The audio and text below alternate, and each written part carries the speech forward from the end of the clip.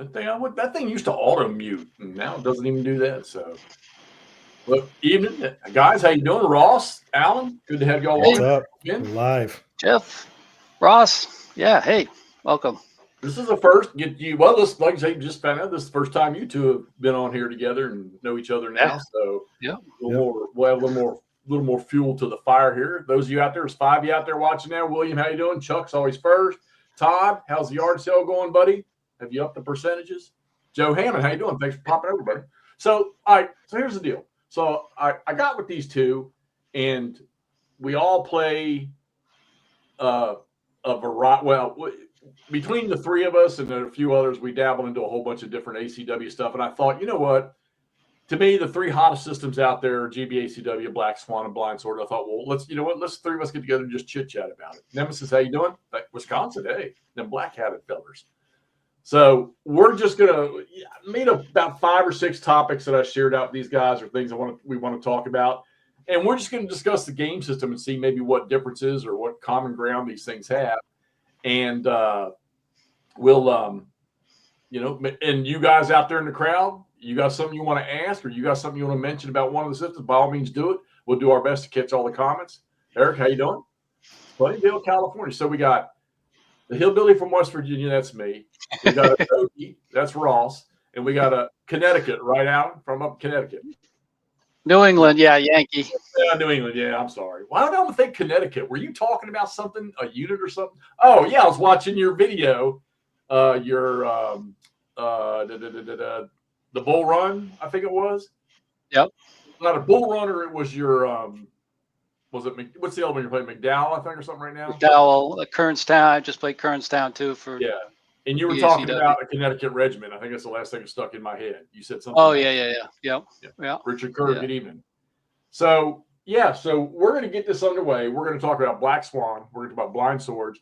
And we're going to talk about Great Battles of the American Civil War. Because, I don't know, just general opinion, crowd, you all can say what y'all want. But I'll ask you guys,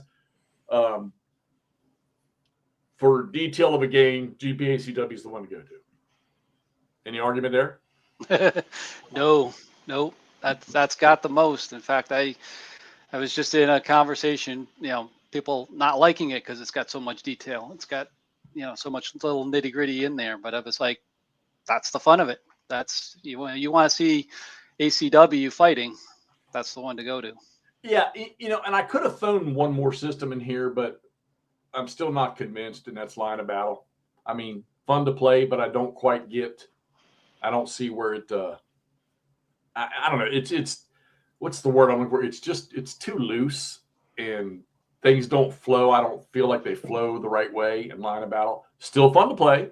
I still got their Wilderness one on pre-order, which I think is probably going to pop before any other GBACW. The next GBACW stuff comes out. I really think Wilderness is, because they don't mess around MMP.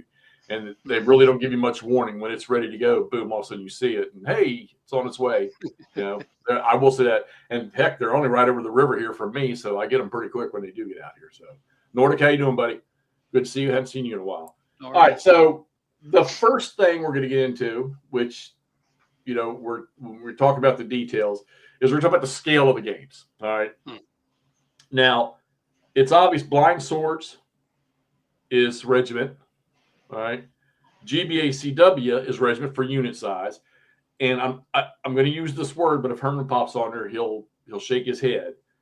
Black Swan, the word got instituted called demi brigades, which I know Herman doesn't like that word. He doesn't consider them that. It's just he's combined the regiments into 2 or 3 counters in a brigade, and it works. Now the scale of it, of course, now with Black Swan, I was just looking at the Rock of Chickamauga. My box is back there. See the display? Got the display. Beautiful. Nice. Nice. The Rock of Chickamauga is, I think it's 200 meters or 200 yards. And I want to say that I remember from playing 200 yards, which I like that because I grew up with the GBACW, the original stuff, where Terrible Swift Sword was 100 yards, a hex. Now, you guys can take it from here. Give us a rundown on. Tell you what, let's start with Ross. Give us a rundown on GBACW and what the general scale of GBACW is. Sure. So most of them, the kind of modern games, at least that I've played, so from Death Valley forward, and now I'm playing Into the Woods by Swords and Bayonets. Most of those are going to be 110 yards per hex. So that's kind of they can range a little bit up or down from there. That's kind of the go-to. I think there's a reason for that with the hex sizes too. I think you end up with like precisely a mile basically over 16 hexes or something, which is helpful as a mental model. And then of course, like you said, you're getting this at the order of battle level, you're getting down to the scale is going to be brigade level. And that's really what you're playing, is shuffling brigades around, even though the command structure goes up higher than that. And even more recently, you're almost getting down to battalion, not quite to company level or something, but you've got battalions. You got breakdown counters for brigades too. So you get a little more even zoomed in that case, or a little bit more control at that granular level. So in my experience, that's kind of the terrain scale, at least. So Alan is playing a battle out of the expansion for Death Valley right now. You also get some variation in the scale of the elevation. So you might get these 50-yard rises versus there's things in, so Newburn in By Swords and Bayonets, I think that has 10-foot elevations or something. It's basically no elevation. So you get a little bit of variation. It's nice that the system can basically accommodate that without much more than just having to say it. And then you get some modifiers possibly, depending on those very minor scale changes. But really, you don't need a whole new system to have a difference between a crest line that's 10 feet versus 50 feet. You can just tweak slightly in the rules.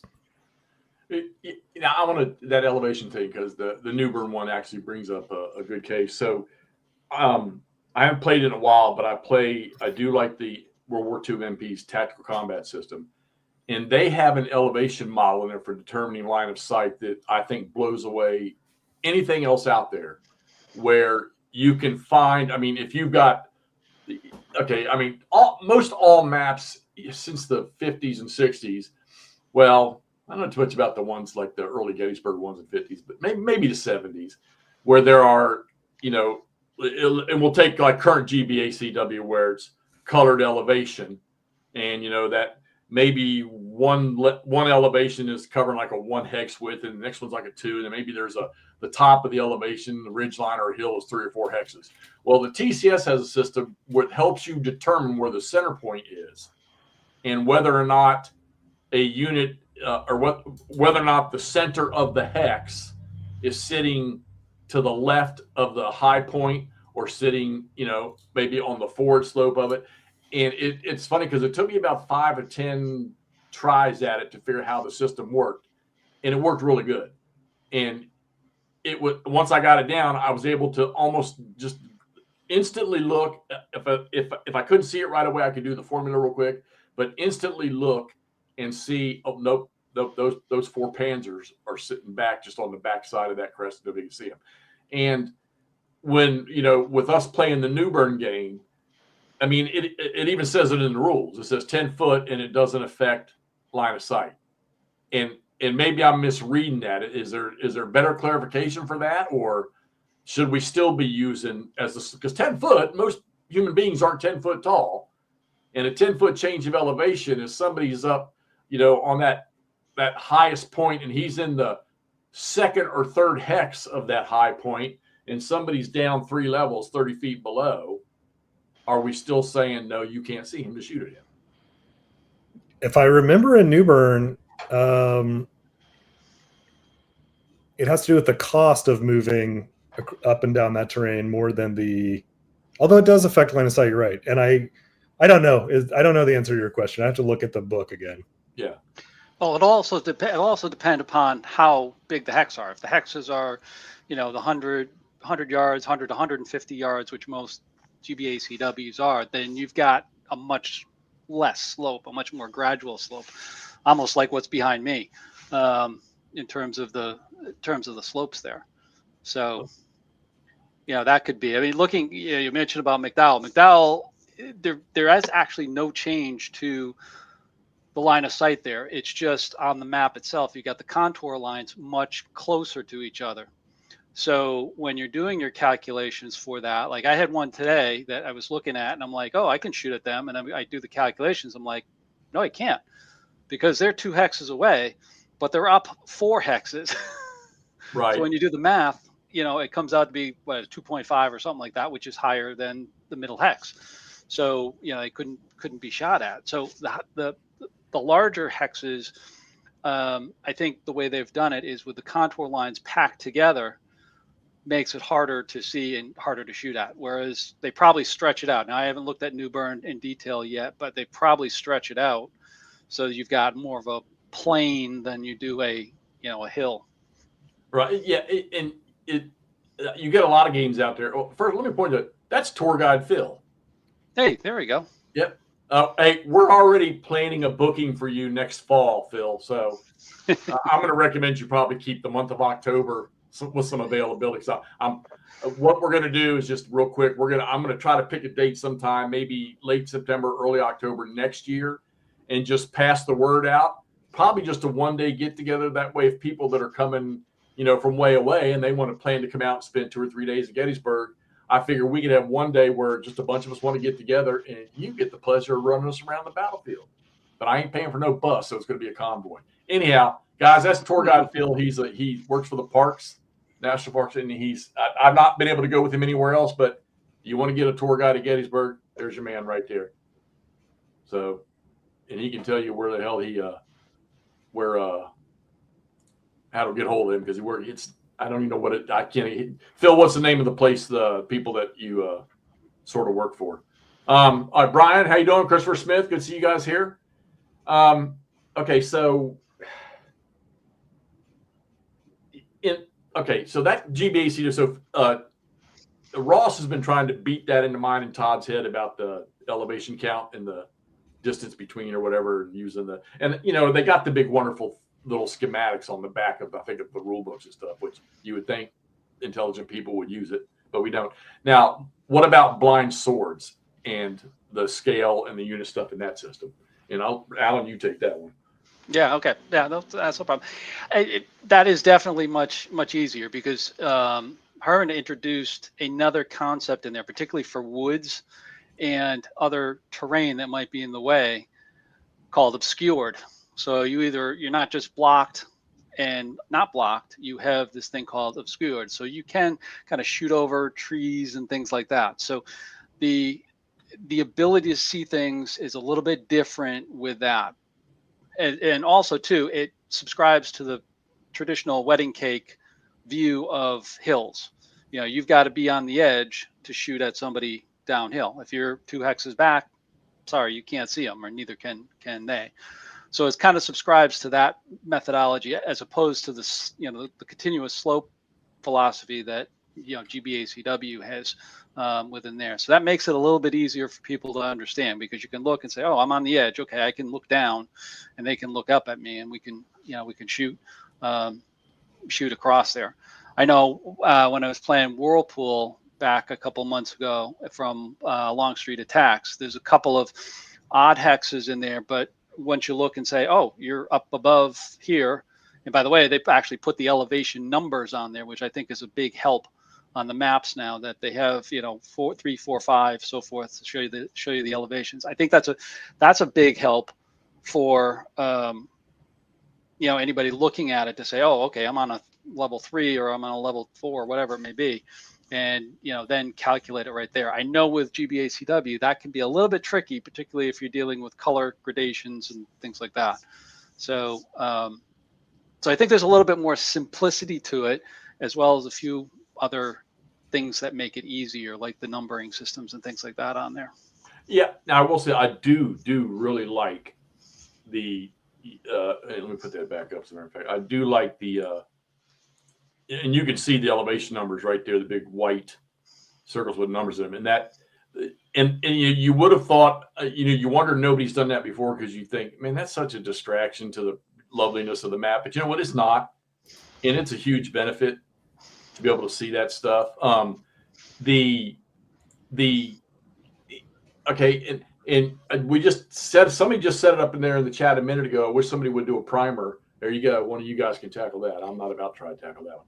Yeah, it's the line of sight in GBACW. Someone needs to, and maybe I can just give it a go. Someone needs to do a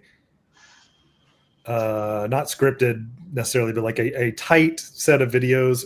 I don't think it's that hard. I think it's like there's kind of two rules of thumb. One about the having the hex or hexide closer to the lower unit. You can test that as you're playing visually. You can just test it really quickly.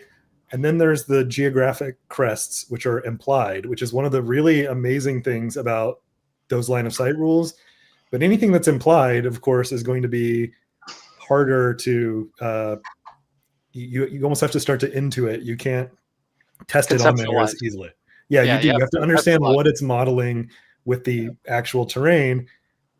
And that's just harder to do if you're not getting the understanding of a geographic crest versus a military crest and how both are modeled in that game. It's going to be like, I don't understand why I can't see here. If you have someone sit down and show you and be like, you're on the backside of a hill that's implied, it starts to make sense. But you almost need the board in front of you to be like, okay, look at this actual example of this. I will say the way the rulebook for GBACW for the series rules, the geographic crest, the optional rule, which I would recommend people play with, it's very tightly worded and very short, and it's very good for explaining precisely what you're supposed to be doing.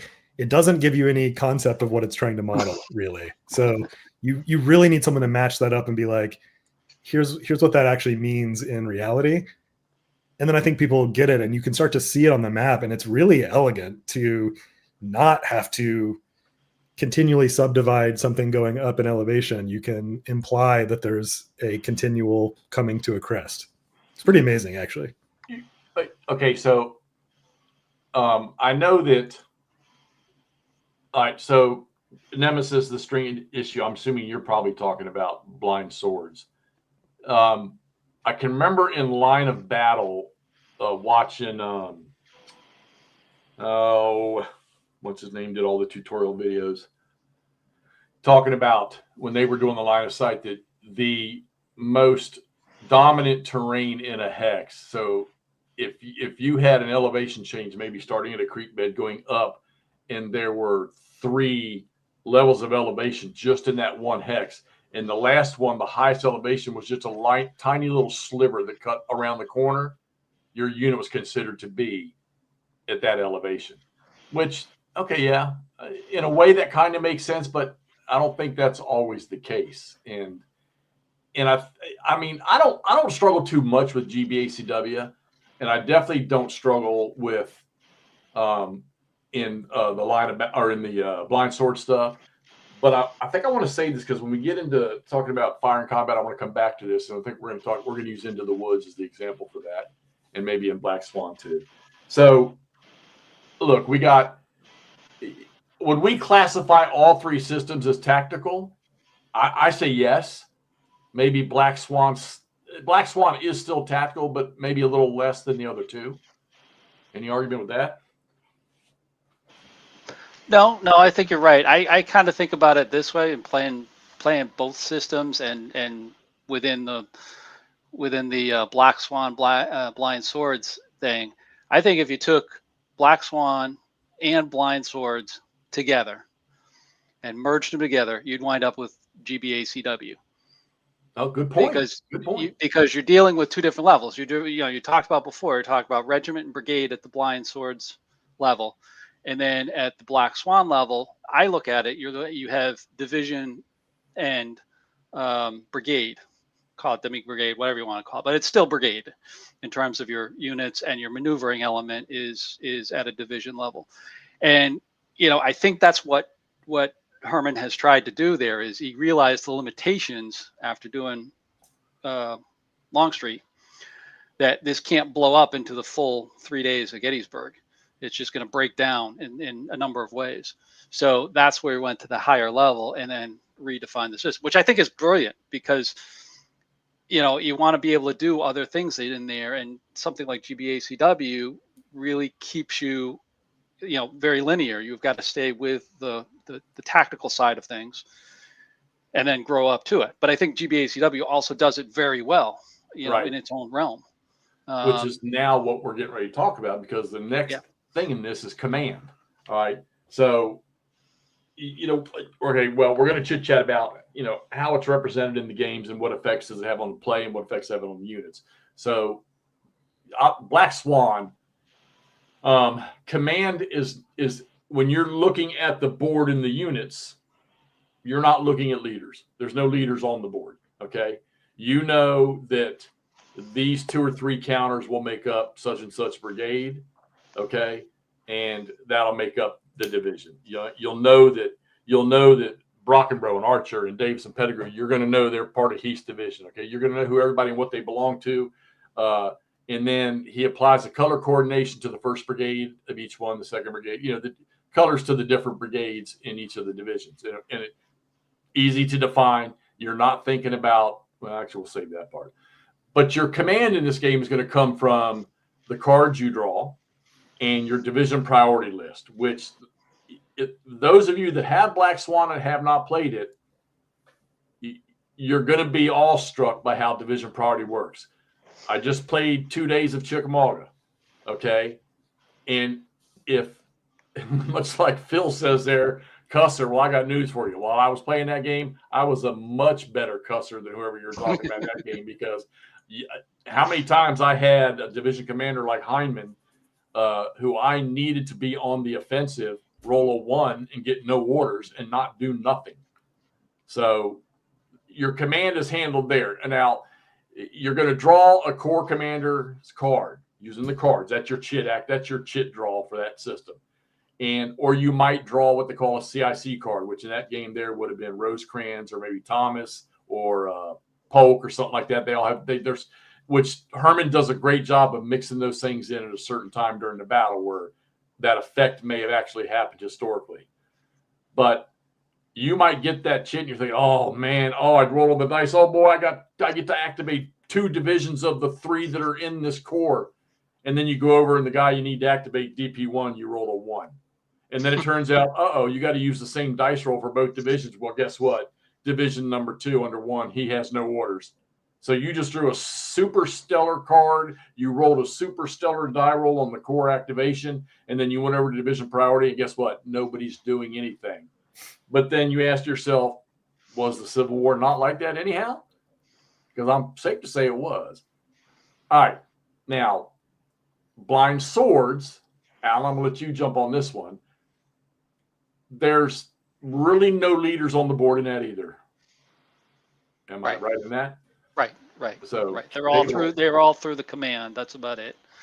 Yeah, they're all through the command there, and you're just activating the chits, and there's activation rolls to see if they do stuff, and that could be kind of painful if you get some bad rolls. Which if you look at my Manassas one, we got some really bad rolls. I couldn't believe it. So it's a little tough, and I that's where jumping just back a second to the Black Swan system. That's where I think what Herman has done in there is slightly better than the higher level command in Great Battles, because you have that choice. You're laid out with that. You know what you're putting for the priorities, and you're trying to lay that all out. So you're given a little bit more control with it. Not to say that you don't have it with Great Battles, but you're laying it all out, and then it's not the randomness of the chit pull. It's the randomness of the dice that allows you to do anything or not.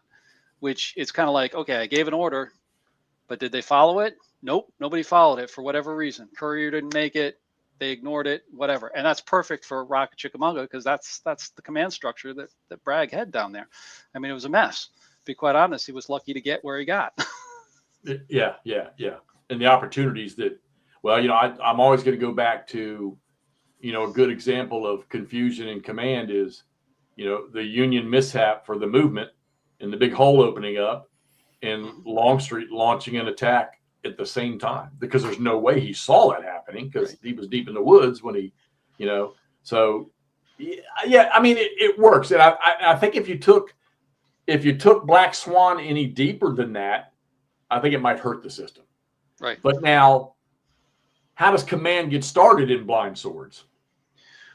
Well, yeah, I mean, you're still basically, getting your chits set up, much like you're getting your cards set up, but you really don't have an opportunity to pick your command. And that's kind of what you have down at the regimental level. The orders came down for you for these guys to go, and some went and some didn't. Now I'll point to the Whirlpool that I just played, which I think was probably one of the best games that I played, because each side, it was activating at the brigade level, and you're only going to be aware of that one brigade that you're moving.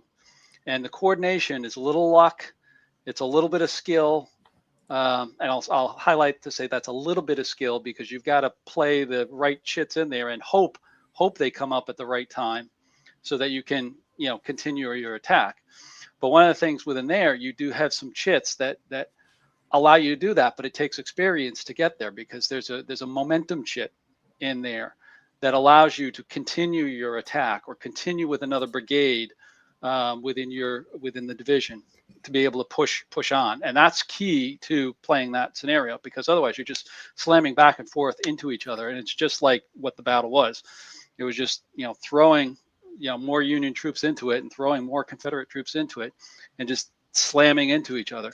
But if you play it right, activation in Blind Swords, though, okay, much like me rolling a no orders on a division priority, your leaders, I mean, okay, so I say there's no leaders on the board, but you still have your core division commanders or whatever that have to roll to even be able to execute anything.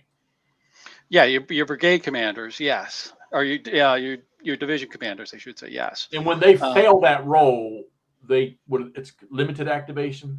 Limited activations, yep. Which only can shoot if you got something in front of you. You can't move, you can't rally, you can't do anything else. Just basically defend yourself while you're up there. And that limits you in terms of what you can do, which is good in a close fight like the Whirlpool, because you're just defending yourself over there, not just being run over. And a couple times it can work out. A lot of times it doesn't, because you're just you're shooting blindly, and it's only one unit or one stack shooting at one hex. You can't combine the units and anything else when you got that limited activation. So it really holds you back. When they fail, you're stuck. You can't do anything beyond there. Well, and then when you pass two, what is there, like one of 3 or 4 orders that you can give, and in the Blind Swords, you give that order, it applies to everybody in the formation. There's no in the brigade do one thing and somebody do something else. Right, and within the brigade, because once the division is activated, you pick a brigade. So let's say you got 4 brigades. Think of Whirlpool again, where you have Caldwell's division, and you've got Brooke and the other ones on there, and then you pick that one brigade, and they can do same 4 types of orders that you have with the Black Swan system. You can attack, defend, maneuver, and rally. Okay, and you pick one of those, and each one of those have its certain characteristics in terms of attacking or defending or maneuvering and such, but it also has its own limitations. With your maneuvering, much like we have with the march mode in Great Battles, you can't get close to enemy units. You got to stay at least 1 hex back. You can't engage, because they have the concept of engagement over there. Same thing with attacking. With attacking, yeah, you can attack other units, but you can't do other things like rally, and your movement's a little bit more restricted and so forth within there.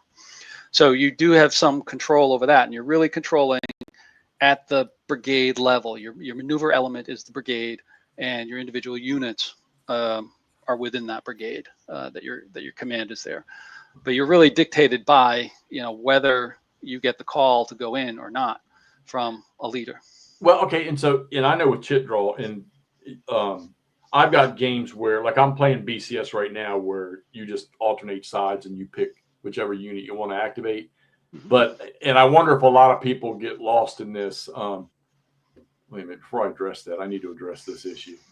Achilles, I'm going to send you a link to a dice rolling school when playing tabletop miniatures on Tabletop Simulator, because you know my opinion of your dice rolls in that game the other night. So we're going to fix that, buddy. I got you all set up. I'm even going to pay for you to go. I watched him play that night, and he was just, his rolls were hideous. So, okay, now it's a little harder to do this in the Black Swan because your turns are well, I don't know. I guess that really wouldn't matter, but your turns are 1 hour in there. Whereas in Ross, we're going to get to command with GBACW here in a second. 20 minutes, I think, in GBACW. No, 15 minutes. If you broke it down by the number of activations, I guess, because the game turns are still an hour. And then the blind swords is that running in an hour too on the game turn? Generally less than an hour. It varies from module to module, but Okay. generally it's an hour. No, there's not 15 minutes or anything like that. It's generally 20 minutes, 30 minutes. I think there's one or two, I can't remember which ones, that are like 45 minutes, and some are an hour. Well, and I know Todd and I always have this. We have this discussion probably once every month or two. And if you don't know this as a gamer, when you're playing, and of course a lot of us probably play by ourselves, everything is happening at the same time. So to me, doing the chit draw, I like it the most because it just means to me that Pettigrew's brigade acted a split second faster than the Iron Brigade did when their chit got taken. So they're going to get the first opportunity to cause a little surprise or a little havoc. So whenever I get a game that I can play with a blind draw, a chit draw, whether the rules call for it or not, I'm going to do it. Even, well, like I say, all the BCS games until this one I'm playing right now, this is East Front, so I'm trying to enjoy it because I love that East Front stuff. But I've always played blind chit draw. So, because I think that's just, to me, that's just more, because I might have, you might have a plan for Robinson's division in the First Corps. And you're like, okay, here we go. I know what I'm going to do with him. And boom, Rhodes draws first. And he's off and running. And he's moved into a spot that you were going to occupy and set up a defensive line. And to me, that works good. The only other thing that I can say is it's still, in my opinion, still the better system is, I don't know how many people play it. I don't know if you two guys have ever touched it, but the Gamers MMP, the Civil War Brigade series, that order writing system, and that one, granted, there's a lot of depth to it, but nothing can give you a bigger headache when you see something going on and you've been given orders by your corps commander and you can't change those orders. I mean, that'll just drive you up. The Chickamauga game I played in that just drove me up the wall because I could not get units to change what they were doing. So, all right. We know what Black Swan does. Card draws, division priority. Blind Swords is chit draw, roll to see if they're going to actually do anything. If not, they're going to go limited, or they're going to get, one of four orders that you're going to assign to them, and the whole formation stays in it. Now, here comes the fun one. Ross, let's talk about command in GBACW. Definitely a deeper scale, a deeper dive, much more details. So how does that function in GBACW? And this, I know there's a lot of players out there that they struggle with units being out of command, a regiment being out of command, a brigade commander being out of command from his division commander, the division commander being out of command range from the overall. All you. Yep. So I suppose the difference here is that the command is, the efficiency of command is determined at the top of each turn in a determine efficiency phase.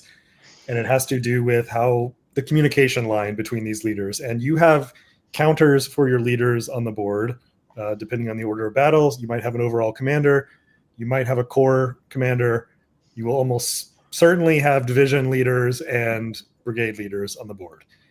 You really need all of them to be able to communicate with each other, and then the brigade leaders to their regiments to most efficiently move your guys and make them fight, which is the heart of the game, is moving their brigades and making them shoot and breaking the other guy. That's the fun of it. That's the heart of the game.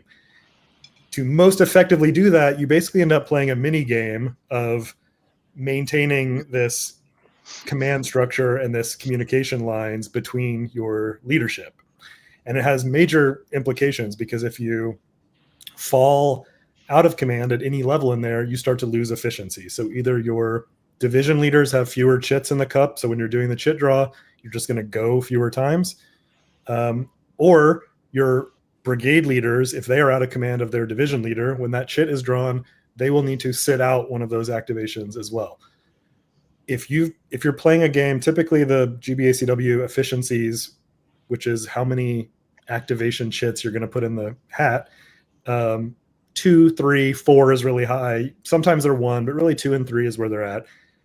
If you draw the 2 and you're out of command, you're going to go 1 time, you're losing a lot of efficiency. I mean, it's appropriately named. You're losing a lot of effectiveness in playing. I think it's great. Also, the movement of these, because they are represented as chits, and you can move them around at different periods. So a brigade leader, you can move with a brigade during its activation. Division leader, you can do that as well with any of its brigades.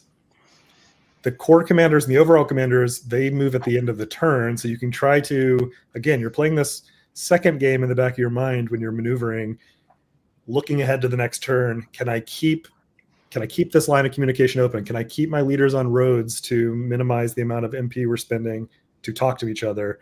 And then at the end, you can move your corps commander and hopefully keep people in command, be efficient the next turn.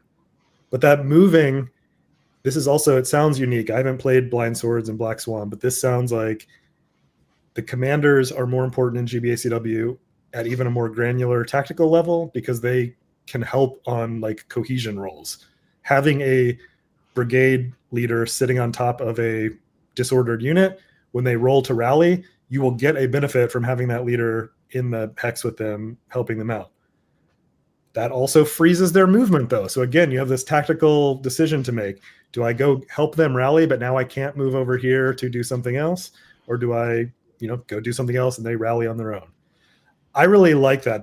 That top of the turn efficiency phase is complicated, especially in the big scenarios, for tracking who's out of command, how much efficiency you have. It takes time. You could spend 30, 40 minutes on a big scenario figuring out just that.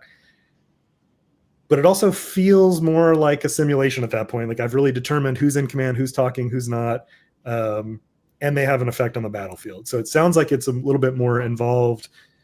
I think the payoff, to my taste, is probably there. I really like that game of positioning these single guy chits where they're most efficient, and you make tactical decisions as you're going. So not only for the rally example, but your division leader, if you want to do some really cool maneuver and do this like super tactical flank with a brigade, you might be sending them out of command. So you need to understand next turn, they're not going to be as efficient moving, but you might have this crazy move where they've almost taken independent command and gone up. So that's my kind of long-winded description of how it works, but I think there's a lot going on there, and it creates a lot of tactical decisions, a whole other layer of tactical decisions about maneuver. Well, yeah, and like, I know one of the things that I think it was in New Bern, I was thinking about it. You get these brigades with all these. God, I don't even want to go down this road. Let's say we'll take a brigade. Let's take Gordon's brigade at Gettysburg. I think he had, it was 6 or 8 regiments, 7 or 8 regiments or whatever coming down that pike. And it doesn't matter in any game, but I'll just use that as an example. You get a unit that you want to get that leader on, that brigade leader, to rally. Okay. And Jubal Early's command range is 8. And all your regiments are together. The brigade leader's sitting on one of the regiments, so he's got command of all his regiments, even if the far regiment was outside of his command range, because they're all in a line. But you get a guy out there on the other end and you want to rally him, and he's got kind of a weak morale, which Gordon's going to have weak morale. But you said, man, I can get my leader out there. Well, you pick that leader up and you move him. And of course, the leader he can attempt to rally after he moves, or he can rally and not move the unit that's underneath. But now you just move that guy to where he's outside that 8 hex range of early. And granted, and for those of you that play GBACW, keep in mind that you're in command. If during the command where you're determining command at the beginning of the turn, if you're in command, you're in command for the whole turn. Yeah, that's true. You test it at the beginning of the turn. Yeah, but you've got to remember, and I'm guessing what that's saying is that, hey, he's been given his orders. He knows what he's to do for this next hour. So, but then you got to remember too that when that next turn starts, now he's not in command. You know, he gets that 2 chit, that 2 EM, and now he's not. He's going to get 1 unless he happens to get a lot of. There's some pluses on his, which is, you know, I think that's another good thing about the game is putting those modifiers on leaders that were more efficient and negative modifiers on leaders that weren't. But and you know, we did this for the first time I ever did it in a game. Throw some quick stuff out there real quick on brigade coordination, because I bet you a lot of players don't use it. Sure. So again, when you're drawing for activations, the chit draw in GBACW is at the division level typically. So you're drawing a division leader, an amount of chits, you put them in the cup, you're going to draw 1 out. So let's say it's Sherman. So you draw Sherman as a division leader, and then you're going to be able to activate his brigades. And let's say he has 3 brigades. Typically, you would activate them in turns. You would activate, you know, whoever's brigade first, do all their stuff, including their fire and shock attacks. Move to the next one, their movement, fire, shock. The next one, movement, fire, shock. The defender, though, while you're doing all of that, can basically have their reaction moves and the reaction fire per brigade activation. So they would get 3 opportunities, let's say, for artillery fire on each brigade as you activate them in turn. One of your options with your division leader, when you pull their chit, is what if I try to coordinate these 3 brigades, or as many of them as you can? That's going to be based on a roll, how many of them you can coordinate. And in fact, you may create additional command confusion and lose your opportunity to do anything. So of course, there's a tactical trade-off there as well, based on the roll. But if you can coordinate them, so if you know, the Newburn that Wardrobe and Hexy have been playing, that Jeff did successfully coordinate 2 brigades, which is all you needed to do. And you were able to move this entire line up towards these earthworks, which is great because they have artillery bearing down on you, and they basically get 1 shot at 1 guy rather than multiples. And you really denied him a lot of firepower. But that's because you rolled well enough to coordinate too. You could have rolled where you got stuck and lost the turn completely, essentially. Roll to 0. And I'm thinking that's a rule that I know that when I play some more GBA, I'm going to really look to see, because I never looked at it from that aspect. You know, all that return fire. Because like Into the Woods, what you're messing with now, I keep thinking about the Cleburne conundrum right there at the start, and all the fire that can get poured into him right there in his division right there. And it's now knowing that if I was to coordinate different brigades, I mean, you guys out there that in the GBACW playing world, I mean, the easiest way I can think of saying it is you're turning multiple brigades into 1 brigade for, right, you know, when it comes to the enemy. So yeah, okay, you get nastier shocks too for your own purposes. You can really load up a shock across brigades if you need to do that. The trade-off there, though, again, and this is the fun part, is the decision making. You might, you know, you send everyone into shock, and you might have multiple brigades become combat ineffective because they will auto disorder at the end of that. So you really do have to be careful.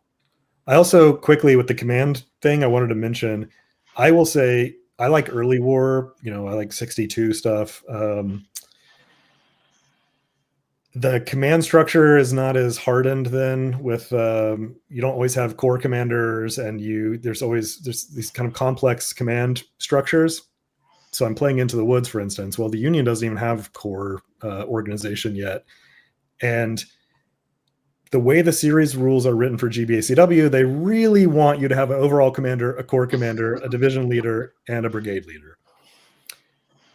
You often don't have that with the order of battle on one side or the other, and you get tricky, battle book rules, battle specific rules about how to account for that again add quite a bit of complexity. If an easy one, for instance, would be like in Death Valley, where Jackson is often acting as a division leader, division commander, as well as a leader of his own brigade, Stonewall Brigade. Well, he's got one counter on the map, so you move him at different times because of that, and he's kind of operating at two different levels, and you have to try to keep that in your mind. That can be tricky too, to understand, trying to fit awkward command structures, which were much more common at the beginning of the war, into a system that really would love a nice tidy command structure. It just, again, it adds that 15, 20 minutes as you're trying to figure out all this at the beginning that makes it for a long, involved game.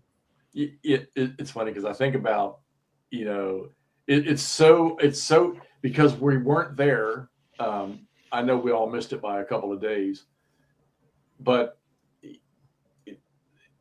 how can, I know for me, I can't possibly fathom how it was. Pete, how you doing, buddy? Hockey season. I can't possibly fathom when I could just pick up a radio and call fire, or pick up my radio and tell my sister shadow unit, who's 1.5 miles to my left, where I need you to go. I'm trying to picture a brigade leader. Now, granted, he's going to have a staff and aides, and he's going to have runners or whatever. But I'm trying to picture a brigade leader who has 2,000, 2,500 men in 5 or 6 regiments spread across the front, which, go to Gettysburg and look at the left and right markers.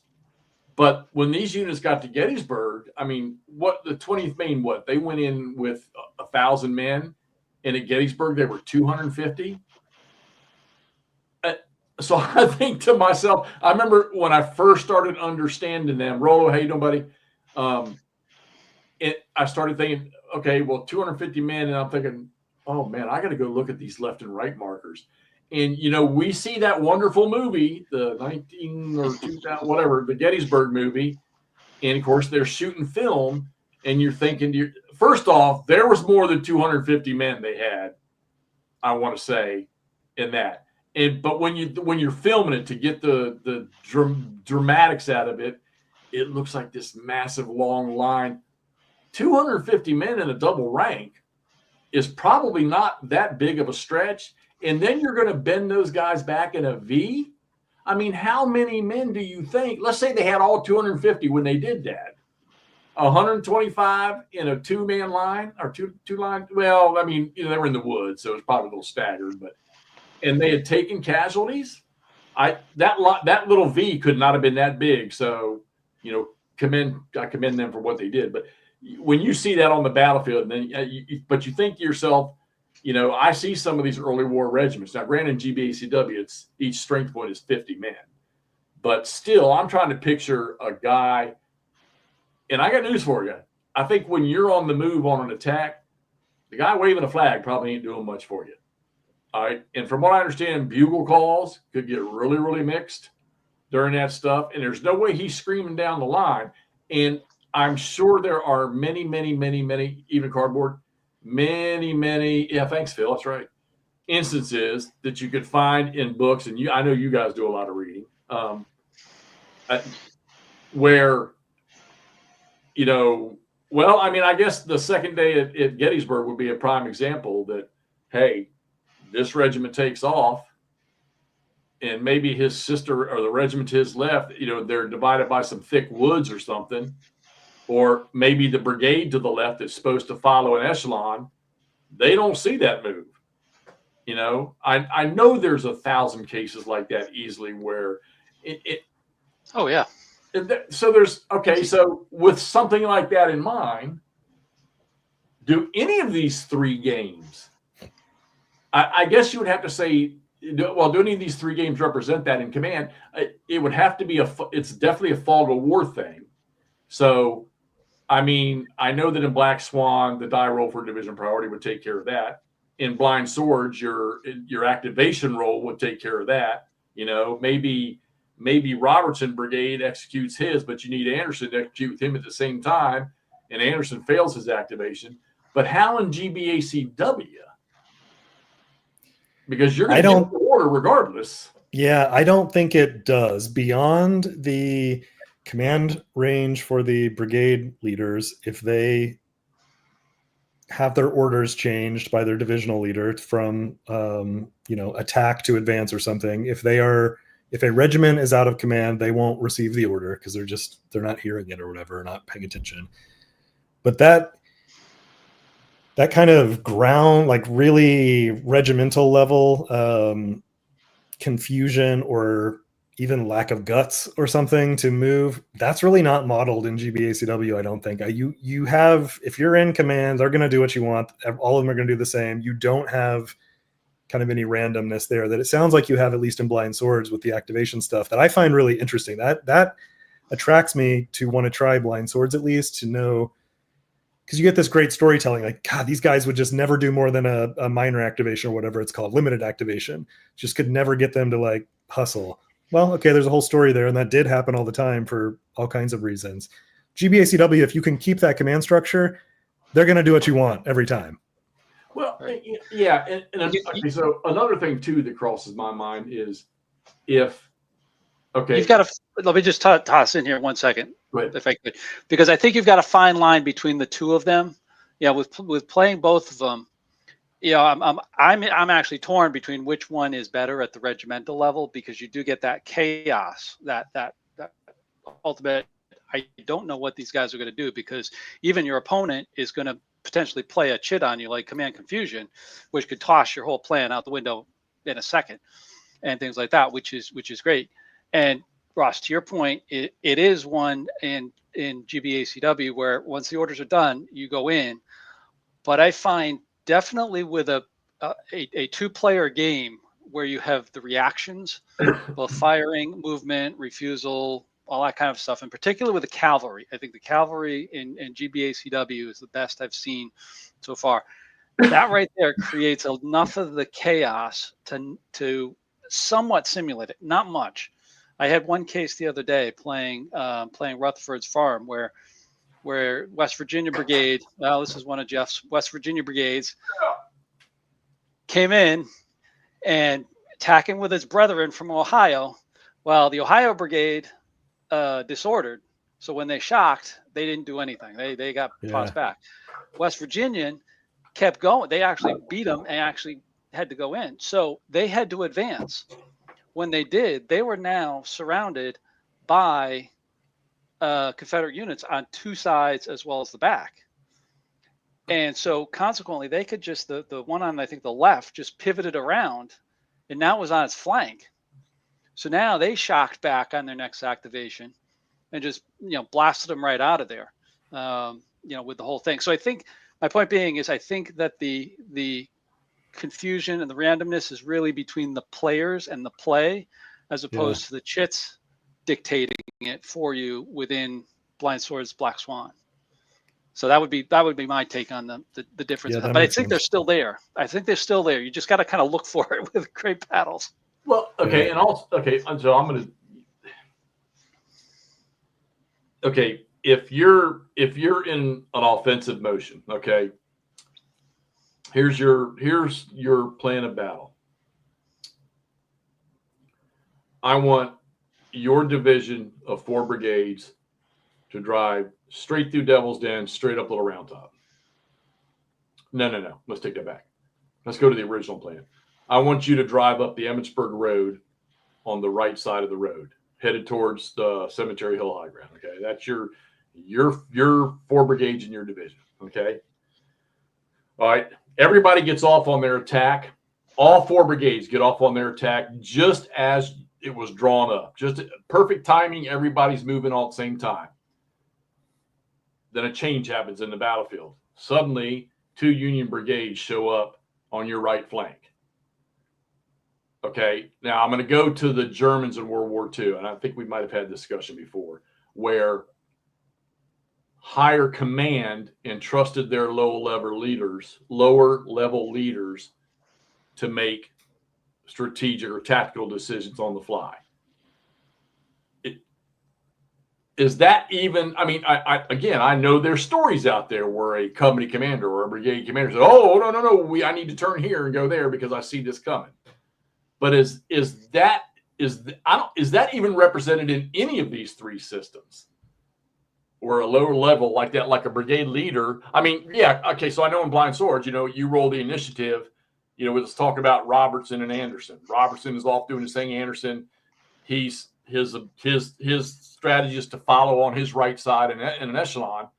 But boom, a Union brigade shows up on the right side. Now, I know in Blind Swords, should it all fall the way it's supposed to, Robertson gets his activation, does his thing, and then Anderson follows up, and now they know that brigade's there.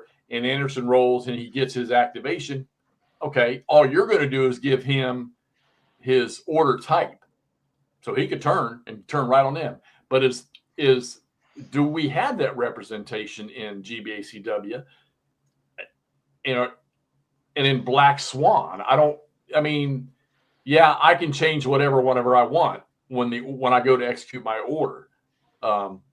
And I would guess in GBACW, if you have the activations for a brigade, that brigade can simply switch and he can divert.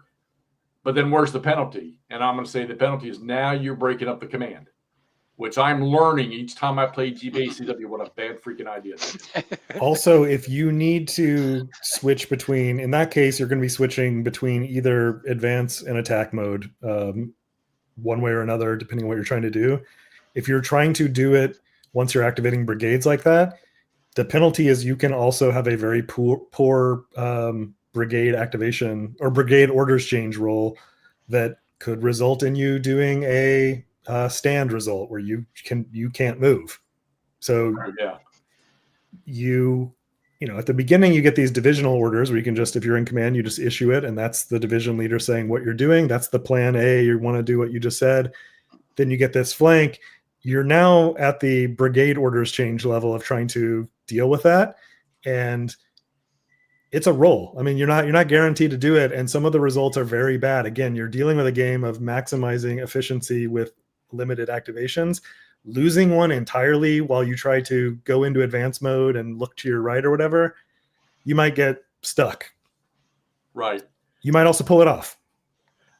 And I love that in those, each one of the three systems has that effect, the failed activation, the out of command or the try to change. Yeah. I mean, come on. I knew we would spend a lot of time on command.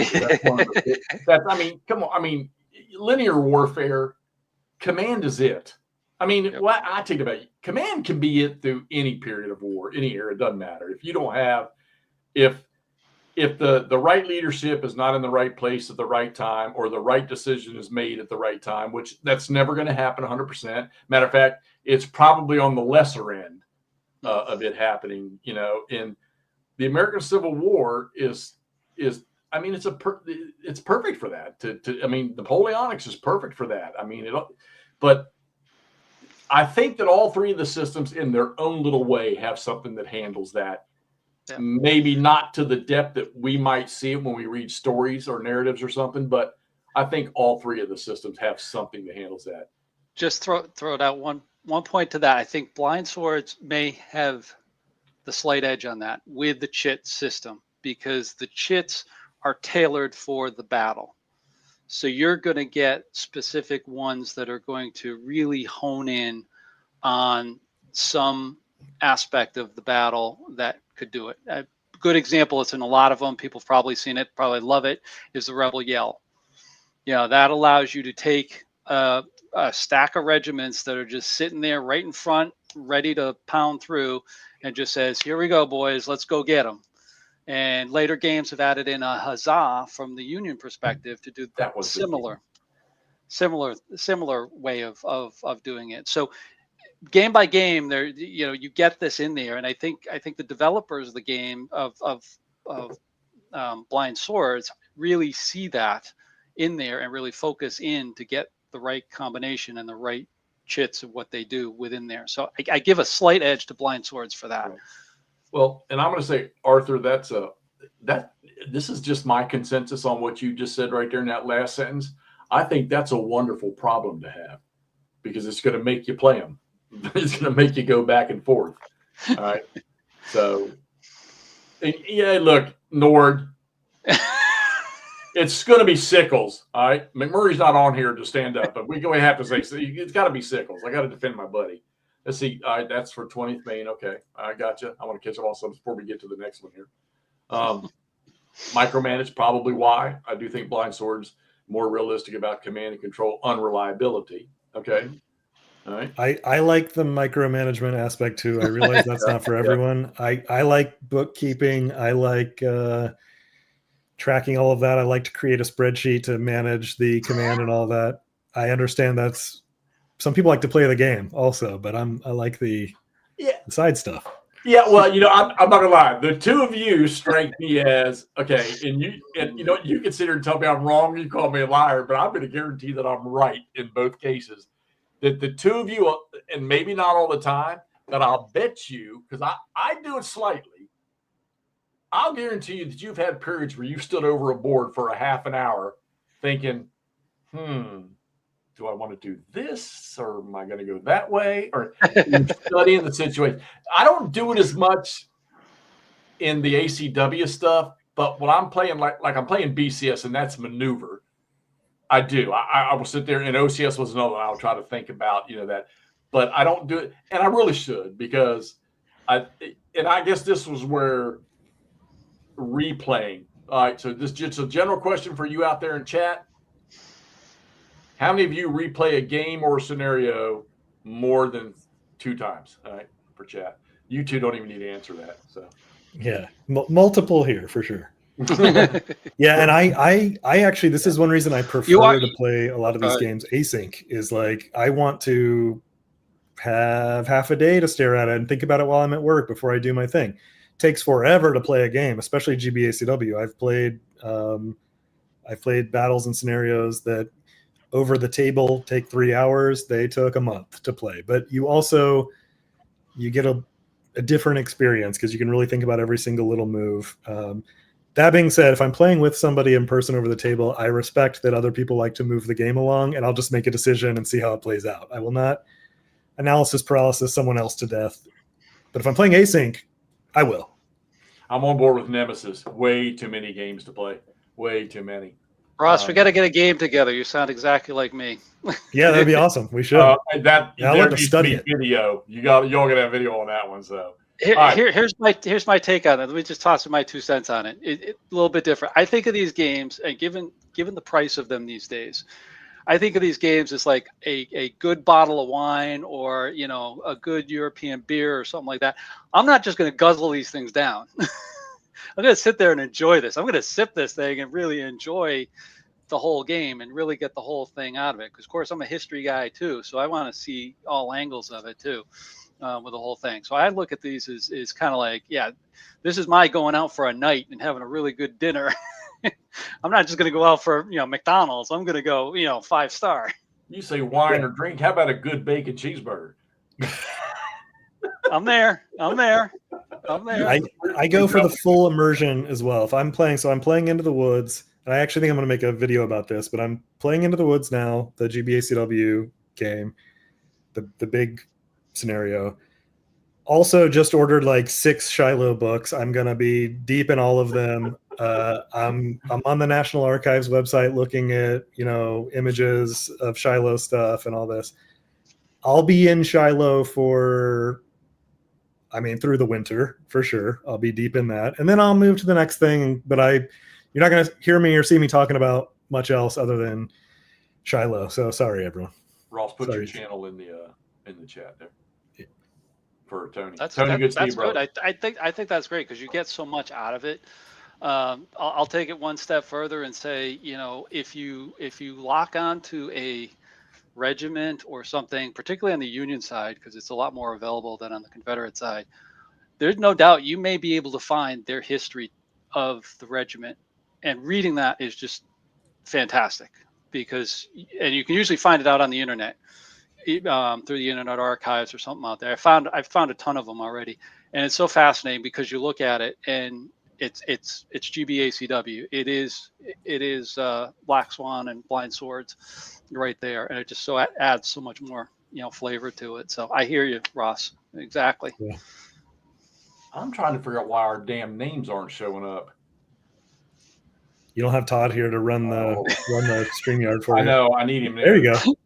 Are they showing up now? Oh, they are. Yeah, There you go. There you go. Right. That was driving me crazy. Never said I was an IT guy, even though. All right. All right. Let's, You're a bit guy. I knew we'd spend some time on that. So let's.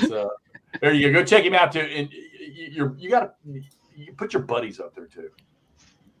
I gotta dig his up.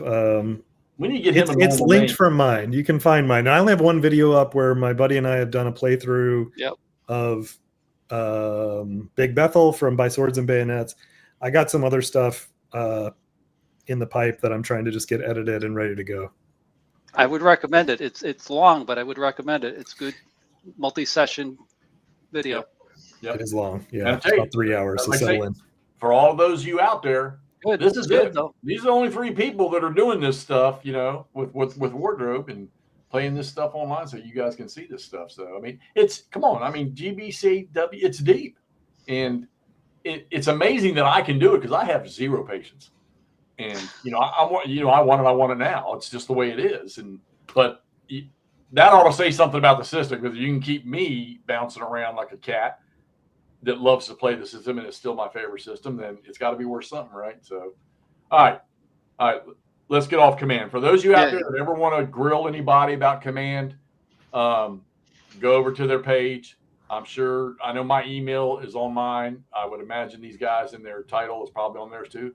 Send them a message, send them an email. You can probably find them on Facebook. If you got a question to ask, if you can't, if you reach out to Bill Byrne or even Alan Stig, Dick, any of those guys, anybody you see play, and you got something you want to ask about a question, I know that all 3 of us are always willing to answer. So if we can help at all, I mean, I'll put out a cheap plug for the design team. If people don't know the design team, and Hex, I know you have met them in person.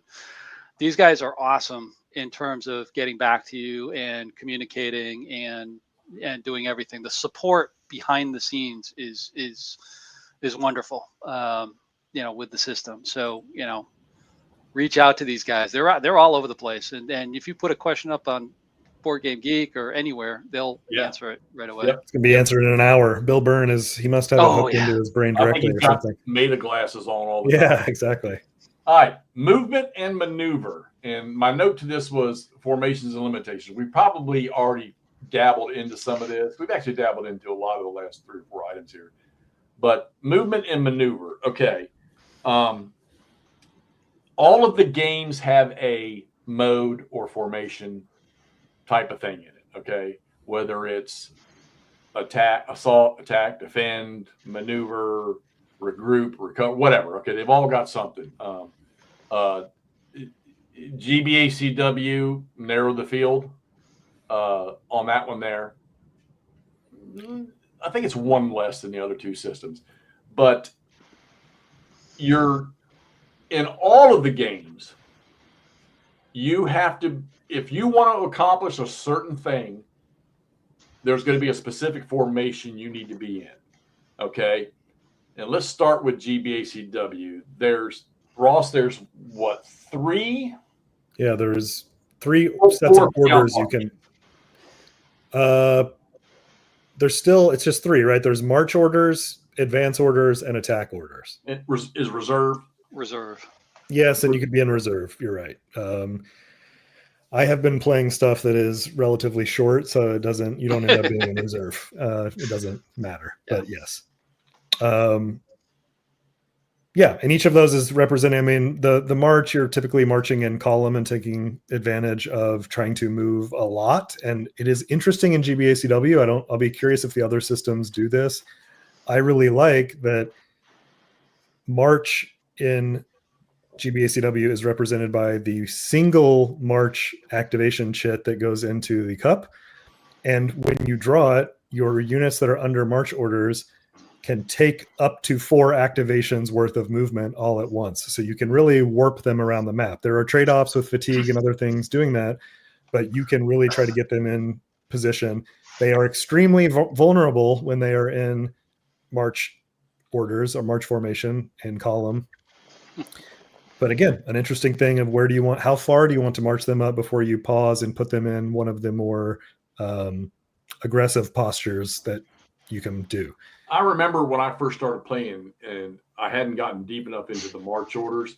And I remember I didn't realize that it was its own little thing. I thought, you could put units in a division, like one of the brigades was in march order. And then when the brigade activated, you would move those guys in march order. And then I realized, that's when I realized, hey, this 4th brigade from Heath was behind Pender's entire division, for an example. Now I can't freaking move him through the road. And I didn't. So I do like the fact that in the march order that there's no priority of who you move first or second. You can do it. And once I divvied that out of the rules, I was like, oh, okay. And is that a good one? I think it's an excellent rule to get because you can really move a lot of stuff a long ways. I think from a game perspective, also marching guys onto the board from reinforcements is just not exciting. There is some tactical decision making about positioning and all that. Getting that over with, get them up. You want to bring them for the kind of flavor and storytelling of where they came in off the board. Let's just march them onto the board and get them into doing the exciting stuff, not keep drawing a march chit and I march them a little bit more forward. I march them a little bit more forward. Let's just march them in the game and get them in. Yeah. And then you got attack and defend, and in attack, you can close on enemy units. Defend, you can't. Advance. So there is no kind of official defensive posture to be in. You are assumed to be defending if you're approached, and you might get prep fire bonuses in certain cases. Although I will say if you're under attack orders, you cannot retreat before shock. So you are assumed to be ready for a fight. You're not kind of on edge waiting to pull back if you get attacked. So even on the defensive side, there's implications of being under attack orders. But yes, attack is how you close with the enemy and either fire from 1 hex away and or move in for the shock attack, which is really pretty gnarly in GBACW. Your units will automatically disorder at the end, and they can really, Alan was mentioning this, you get a lot of chaos in that shock phase because depending on the role, you get the gravity of the shock, and the scrum starts to pull units away from what you planned, and you can really decimate someone's line and disrupt what they're trying to do, but you might find yourself being like, oh my God, I'm still shocking down this line. All my buddies are way back there. And it can be, it's fun. It's a good storytelling, but it's like, it can be to your detriment too. The price I was about to pay in Newborn. So in Newborn's yeah, you were getting pulled away. That's it. You were, again, you have this scrum and it has its own energy and own gravity, and you're starting to get pulled away from the nice little line that you have. Well, and then you mix disordered in there. And that just screws up all your attack plans if you're disordered, especially if you wanted to close. Then again, we go back to everybody talking about hand-to-hand charges. It was not really that common a thing through the Civil War. It was closed to, maybe less than 100 yards and just start plugging away. But it's so much fun to do it. I'd actually try to play once in a blue moon. I'll set up something and I'll play. And I'm like, okay, I'm not going to melee. I'm going to close. And we're just going to shoot it out and see what happens. Yeah, that doesn't last long because you see a freaking golden opportunity with a unit that's got 8 strength points in it, and the one sitting in front of you's got 2, and you're just like, no, I can't. I got to go in there. I mean, it's a blast to do it. I think it just adds that much more color to the game. And you're right though. And you think about it's so fun to see. Yeah, shit. Oh, they collapse. I chase them away. Oh, now I get to hit this guy. He's run away 3 hexes. Oh man, I'm rolling in it. Wait a minute. Where's the rest of my brigade? Right. Where the hell? And everyone's disordered at the end. All the attackers will be. Yeah, and then you're going to disorder anyhow. Right. Right. Now, in blind swords, you So okay, it's the same thing. Your formations are, you've got whatever the attack, the defend, regroup, or whatever they have. Maneuver and maneuver, and they all affect your capabilities. Now, so I know in Black Swan, even in a defend order, you can close on the enemy. You can. Blind Sword's the same. You can do the same thing with Blind Swords. So the defend order itself gives a little bit of hidden capabilities in there, because you can shoot and you can close on the enemy. You just can't shock, close combat with the enemy in there. And with your brigade, if you've got units that are shaken, I know we haven't gotten into combat results and everything yet, but if you got units that are shaken, they can actually recover 1 level of morale as part of that. So it's a little bit of a hidden gem within there, depending upon the game that you have. Now, when I played the Whirlpool piece of it there, I used that a number of times with I was the US player, and I used that a number of times just to get repositioned, as well as to get some of those units that had been shaken back together, because that was just getting pummeled by McClaw's division. So, right. Those types of little hidden things within the games like that really make it, really make it quite useful and quite understanding. But it takes time to understand it within there. But you have kind of the same structure. You have your attack, which is equivalent to the assault, pretty much. You have and basically just gives the ability to close and close combat and other things on units. But the penalty for that is you can't recover, and you can't. Your movement is limited. So you got to make a decision. Nothing sucks more than when you have a good attack going on, and now all of a sudden 2 of your prime units are not in the shape to continue, and you ask yourself, "My God, man, do I want to halt this?" You got to go into a defend. If you've got trouble, you've got to go to defend immediately.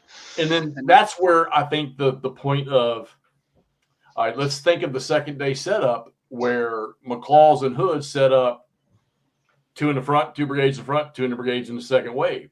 So granted, it didn't work out the way they probably intended, but that's where you're setting up that reserve element to take over the push when the first element gets beat up too bad. And I will set games up and I will have that in mind the whole time I'm playing. And then something, pardon the expression, something turns to shit. And, one brigade is now devastated, but the brigade that I had in there behind, which when you're playing GBACW, it's a pain in the ass to move through shit anyhow. Oh, and stuff's running away scared to death back at you. That's even more painful, which we've learned many a times.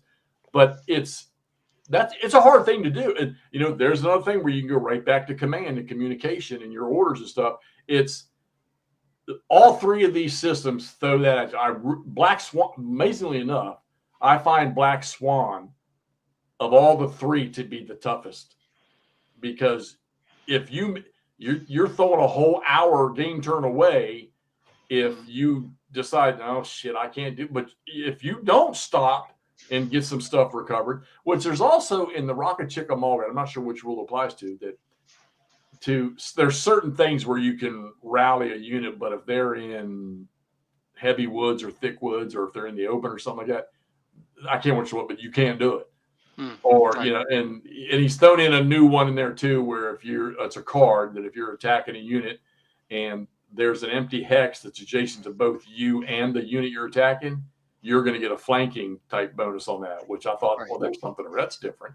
And I'm trying to picture that rule, how good that would be in Stepping into Hell.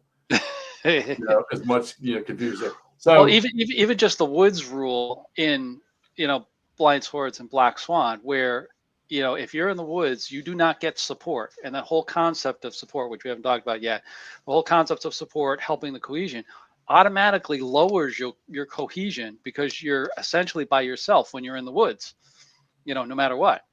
Right. So woods is good because you get the defense of trees in the way and stopping bullets and so forth and so on. But at the same time, if you guys are low morale or on the verge of breaking, that might just throw you right off. So, Right. there are little things like that that make that whole system shine, both in the Black Swan and Blind Sword side. But Nord, GBACW has its own as well. Nord, I'm going to put you in a corner.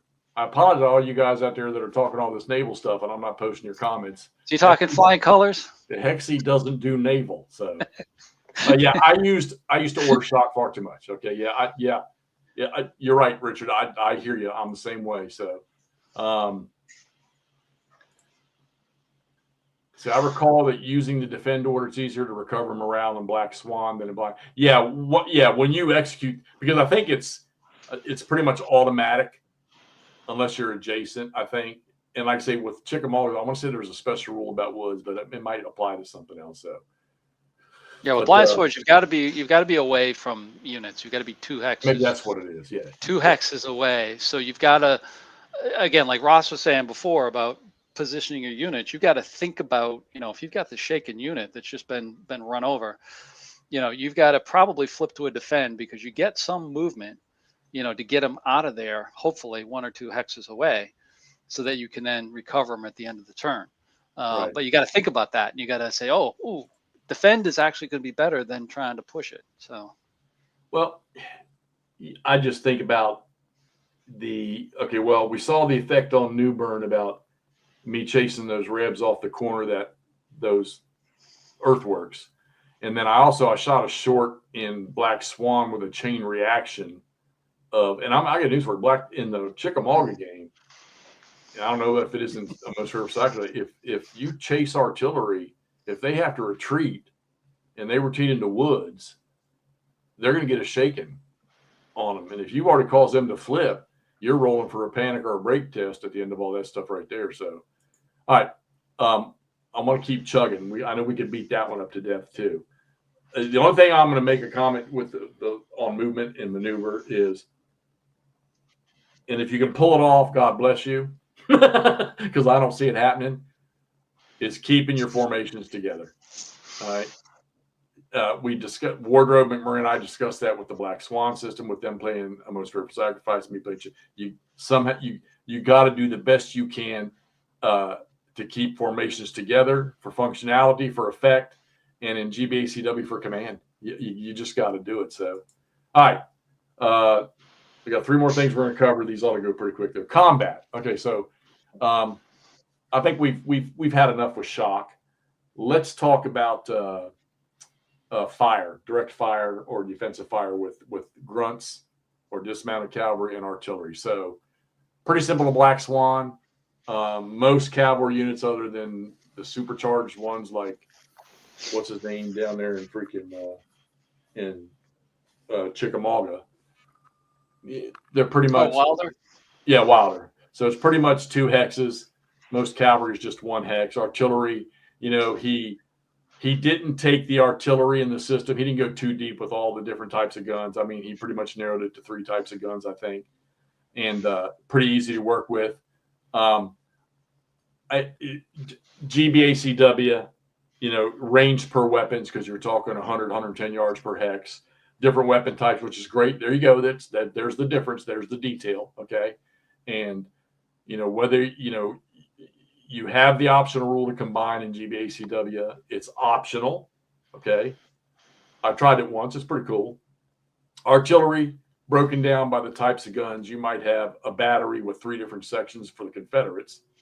Not so much on the Union side, maybe early in the war.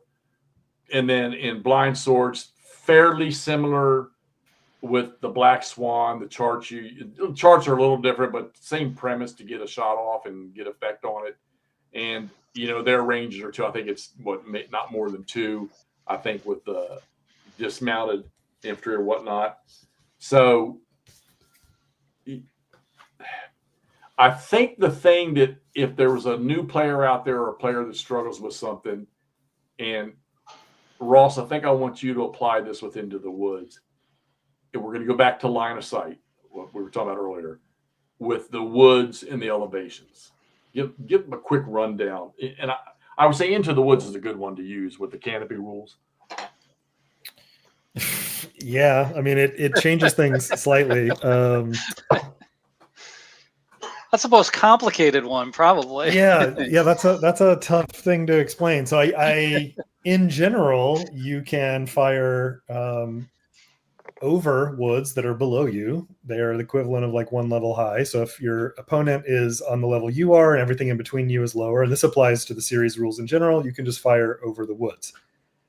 If you are firing lower, even if you are on the edge, so again, they don't use the kind of wedding cake concept there, but if you were on the edge where you could definitely see somebody, if there are trees below you, there's assumed to be a canopy of trees that you're firing through that also blocks. That's in the normal series rules. Into the Woods changes that slightly, where you can fire through one hex of woods or one canopy of woods, regardless, same idea, and you can still fire through it with a penalty. So that's, first of all, there's an article. If you play Into the Woods, there's an article that Dick Whitaker wrote called Seeing Into the Woods. It's on the GMT blog or whatever.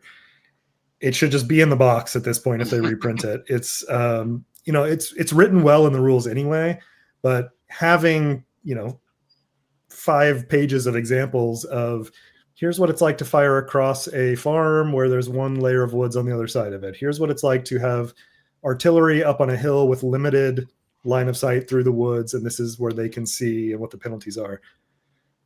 Incredibly useful article that Dick wrote, and I'm guessing Bill and them edited it. It's great. That can do a better job of explaining this than I can on the spot for sure.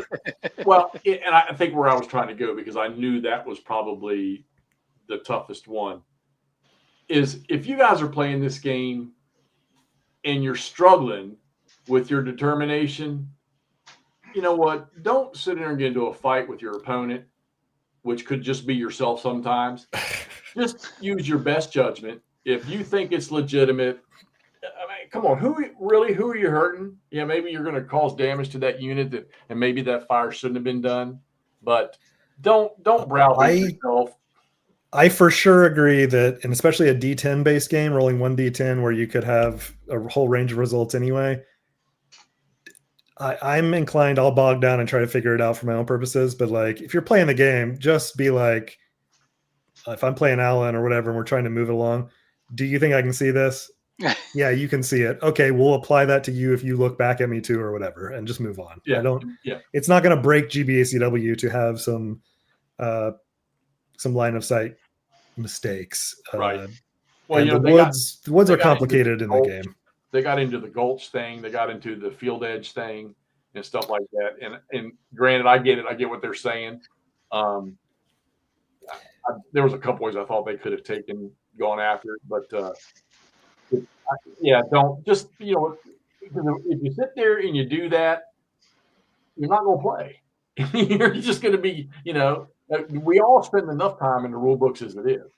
So just, either come to an agreement, call it, roll a damn dice. Yeah, classic. Figure it out. Exactly. Yeah. And get to play the game. You're not going to hurt nobody's feelings. Okay? Trust me, the next thing that's going to happen, you're going to go through 10 minutes of figuring out that line of sight, and you're going to shoot that artillery, and you're going to roll a natural 5. And you're going to be kicking yourself because you spent 10 minutes on a shot that just killed you. Yes. So yeah. All right, but I just to want to say that article, by the way, Jeff, that is where the series rules for GBACW by their design are they're rules. They're not decorated with a lot of like context and explanation, because they need to serve for rules across all these systems. Look for the additional content that the team has posted in various places, including on the GMT blog. You will then get or post on BGG and have one of them explain it to you. It starts to make way more sense when you have Dick Whitaker, who designed the box, have him tell you what the farm edge stuff and all of that is kind of representing and what it means to trace line of sight across it. He says it in writing. It just helps to have context and understanding of, oh, that's what he's trying to model. And then you can start to see it yourself. Yeah, I think. Yeah, and right. I think like with most rules, especially that are difficult rules, as you start to execute it,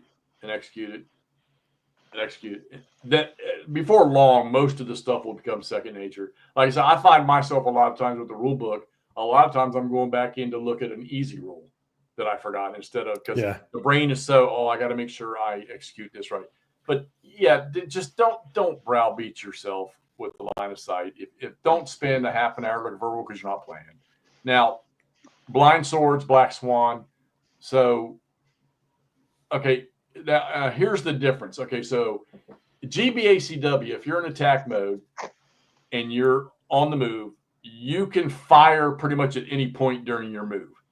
Yeah. You might get fired at by artillery if you're approaching. And of course, once you fire at something, the odds are they're going to return fire, which I will tell anybody out there, don't pass on return fire. If it's 99% of the time you need to return fire, because the opponent doesn't have to tell you what's next. The guy doesn't tell you what's next. So you better take your shot when you get a shot, because you don't know. Maybe he's got 2 regiments planned to close on that one. If you fired that first one when you got the chance, you might shake him away. So you might not ever get the opportunity.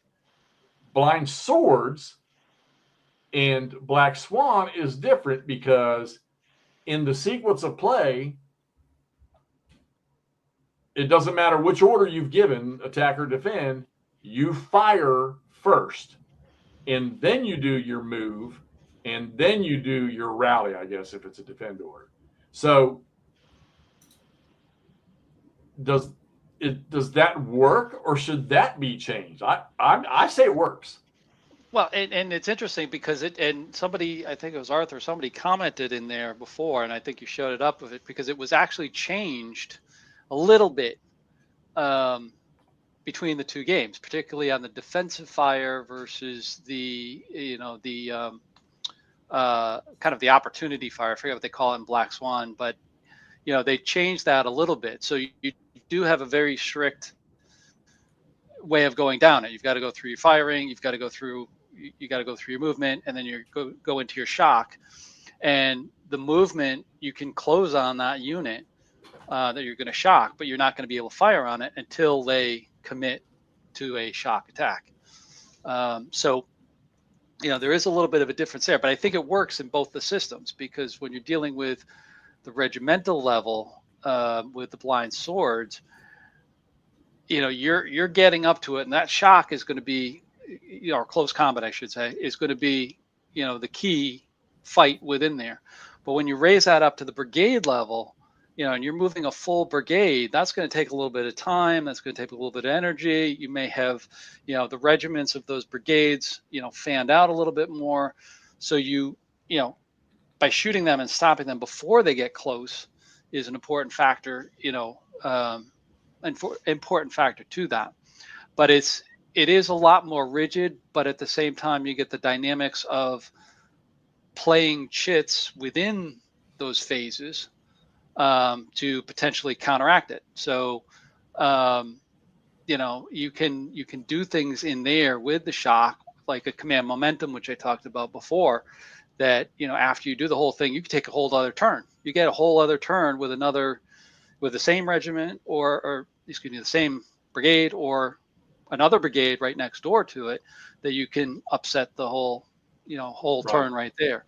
So the chits really control that, but you do kind of have that rigidity of the Great Battle System, where I think the Great Battle System kind of has a dynamic, as I said before, between the players, which I find highly fascinating when I play face to face, because you don't know what Hexy, I don't know what you're going to do when I move up against you. Are you going to if you're cavalry, are you going to retreat?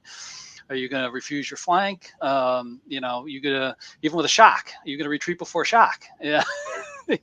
That type of thing. So that dynamic, makes it, really interesting within there, but that's not necessarily in there. It's kind of in the blind swords and black swan side. You're really, kind of in with that, but it works very well, because you still have that same type of narrative that develops coming out of it.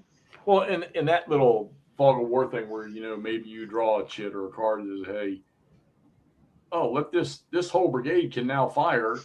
To me, that goes back to, hey, there's your lower level commander making a a decision on the fly. Yeah. We've been on a little more than an hour and a half, so I want to jump through these last two because I know we could sit here and talk for 3 days on this stuff here. I thought that was the plan. I thought people had to Yeah, stay. yeah, we were doing a marathon. Is that what it was? Yeah, I cleared my schedule at the beginning of next week for continuing. I didn't think we're doing anything next weekend.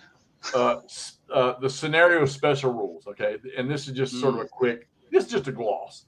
All right, we know that in all battles, because those have already happened, and there's all kinds of stuff we can read about to see the weird and strange things that happened in a battle. Orders being wrapped around cigars and found by the enemy. Leaders taking a nap under a tree and missing an opportunity. Just there's all a certain general marching out of sight with a handful of troops creating a dust storm that looked like he had an entire corps of troops, and all kinds of weird things. So special rules in games handle that. And I don't want to browbeat the special rules. I don't want to get in too deep on those. Let's just make this a simple question. And you out there in the chat world, you guys can answer this too. You can answer this question too. What's your opinion? Are the special rules, are they too much? Are they too little? Or are they just right? I mean, I don't know. I'm in the mix. I think in some of the scenarios, a little overkill. Some of them are perfect. Ross, we were talking before we started. We're talking about Into the Woods, the killer for the first 4 or 5 whatever turn, and then it just stops and it goes away and the whole game flow changes. I did the first activation in the Shadow game, the Blind Swords one, and while I know, I don't, you'll be able to tell me once you start reading, Camp. Maybe you already have. I don't think Cleburne was initially very successful against Sherman on the first few minutes of the fight because that was very bad terrain he was trying to climb. It took till about 10 a.m. It was about 4 hours, 4 or 5 hours before they crossed Shiloh Branch successfully and cleared all that area. Well, now see, depending on how the dice roll, and there you go. There's another Fog of War. Is your dice roll? I think that's the biggest one in every game you play that has dice. I chased 3 regiments off of that little ridge across that creek. Just there's a mandatory rule that after the fire activation, after artillery fire, Cleburne is automatically activated and he must close on the enemy. And I'm thinking, oh God, he's going to get slaughtered. Well, there's also, for the first couple of turns, +1 cohesion to the Confederates, -1 to all Union troops.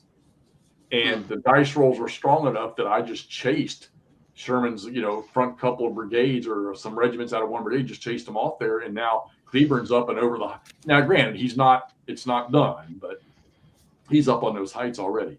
So what is our general opinion about the special scenario rules? Are they too much? Are they too little? Or in most cases, are they just enough?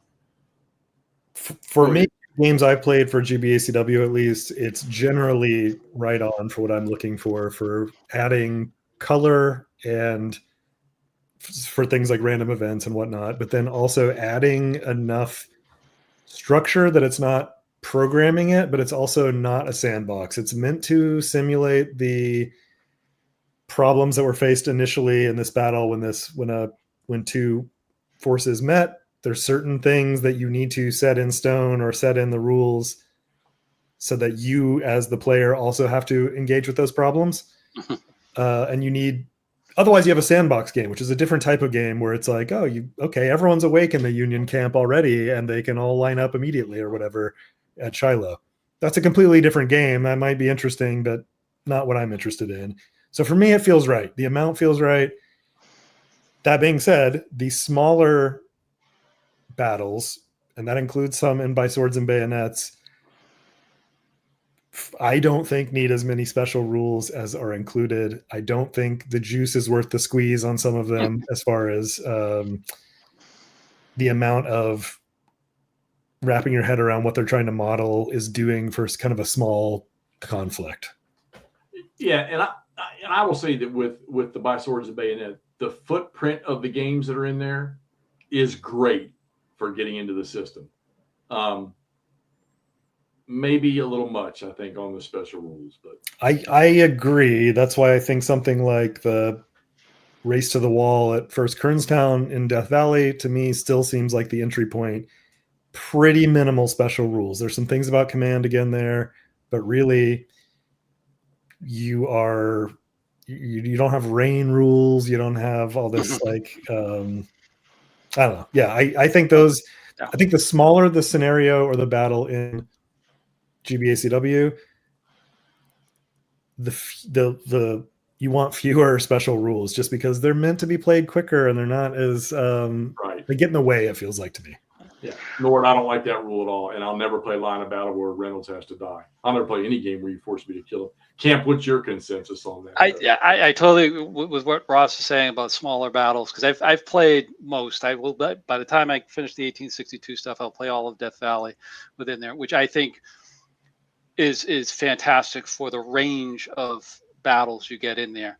I will say this, and I will tell people, if you are brand new or you're having somebody to learn the system, the best battle, in my opinion, is Rutherford's Farm. It's extremely simple. The special rules are almost non-existent. There's a couple of little special rules in there, but you get everything. You got infantry, you got artillery, you've got cavalry. It's a straight up fight. They're both lined up right there with each other. You strip off everything. You're just dealing with activations, and the two of them are just kind of going at it. But at the same time, you're highlighting the good stuff, the push and pull that we're talking about in the fighting. You also get cavalry, and you get to do a cavalry charge. And on both sides, this is both sides that have it in there. And there's very little special rules in there, and it's very simple for people to get into. And it's one of the best. I've used it 3 times to teach people, and they're like, "Oh wow, this is pretty cool." Of course, I've stripped down all the other rules when I'm teaching them, and just say, don't worry about core commands and all this stuff, but just concentrate on the activations. And people are loving it. So I totally agree. Is the details of the special rules are great. I'm in your camp, Ross. I love it. I mean, to see something the way it actually happened, or have something to do this, and if we're playing Second Manassas, they should have a throwing rocks rule and everything like that in there, because that's what they did to fight. But it can be very overwhelming. And that's one thing I think that Blind Swords, originally, I'm going back to the, Stonewall Sword and some of the very early ones, they did not have a lot of that. It was very simple, very straightforward. And for a couple of reasons. Early game, they're still trying to feel itself out. And, everything else that you didn't want to have a lot of stuff, making it harder for people. And then they've added that on. And I take a look now at, Blind Swords, the Shiloh version, which is interesting, by Steve Carey, and also the latest one here, sitting over here, the Gettysburg one, First Day. And I'm looking at this and I'm going, wow, this has changed a lot, because there's a lot more special rules for the Gettysburg First Day. It's well needed, because you need to simulate that. Most Gettysburg games, and we know, going back to Terrible Swift Sword, you could just steamroll with the Confederates in there and get through. So you've got to have those special rules to keep it within the reasonability of history, and to have that happen. And that adds complexity to it. But at the same time, it can be mitigated to only what you need. I guess I would have thought that if you wanted to kick out a learning box, don't bury it with special rules to throw the premise of By Swords and Bayonet. I think it's like 99% perfect until you overwhelm it with. I'm curious, because it's been so long since I played. I'm still, the Death Valley box is still the greatest thing in the world, I think, as far as what's in a box for the price. And then you buy the $25 expansion to get 4 or 5 more battles encounters. Yep. But Ross, since you're into the woods, is there, because I can't remember, I want to say it's two-part question. There's a special rule for Stewart's Brigade of Sherman's Division, and is there a special rule for the dumbassery-ness of Prentice to Peabody? At the beginning there is, well, Yes. Peabody has his, starts with his detachments, and they're out there basically scouting around and getting in contact. If you want to save those SPs, you basically are forced to just run them back to Prentice's command and get them reabsorbed. Again, you don't have to do that, but it's kind of scripted to get you to go back, which is what happens. So you can actually use them. And yes, and Stewart's Brigade over on the Union left, I think I'd have to look at the rules again. I'm still absorbing all these early turn rules for Into the Woods. They need to start moving towards actually, they might not need to move towards Sherman, but there is some limitation on them. I forgot what it was. There is also a brigade, though, the 15th Michigan, I think, or something. They have to start running down immediately to reconnect with Prentice, and then there's a roll. They might get removed from the game. This is funny. I need to show people this if you haven't played Into the Woods. This is 3 of several charts of the, I know the camera's going to mess it up, but 3 of several charts, mostly of the early first few turns of special rules. There's some. Here's some more. Here's some more. A whole chart here for scenario 1 about everything for 6 a.m. that's in effect, everything for 7 a.m. that's in effect, everything for 8 a.m. It's a lot in this scenario of little tiny, even down to the brigade level special rules to recreate some of these dramatic moments during that battle. And it's cool. Yeah, and I like the front load on, and I mean, and Shadow is probably one of those perfect examples. The Wilderness might be another one. Is that surprise element, and like the Shiloh one, and these guys are talking. They were talking about here saying it's too heavy with special rules.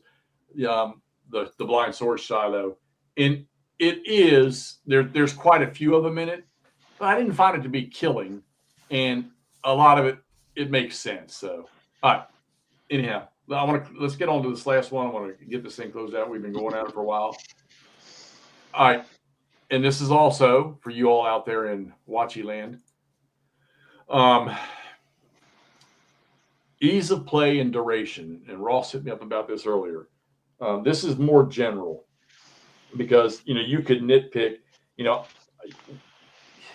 you could set up a small GBACW scenario in 2-3 hours. Maybe you played it, or you've played it to the point where you're done with it. Okay. You don't think there's going to be any more progression in it, but not so often.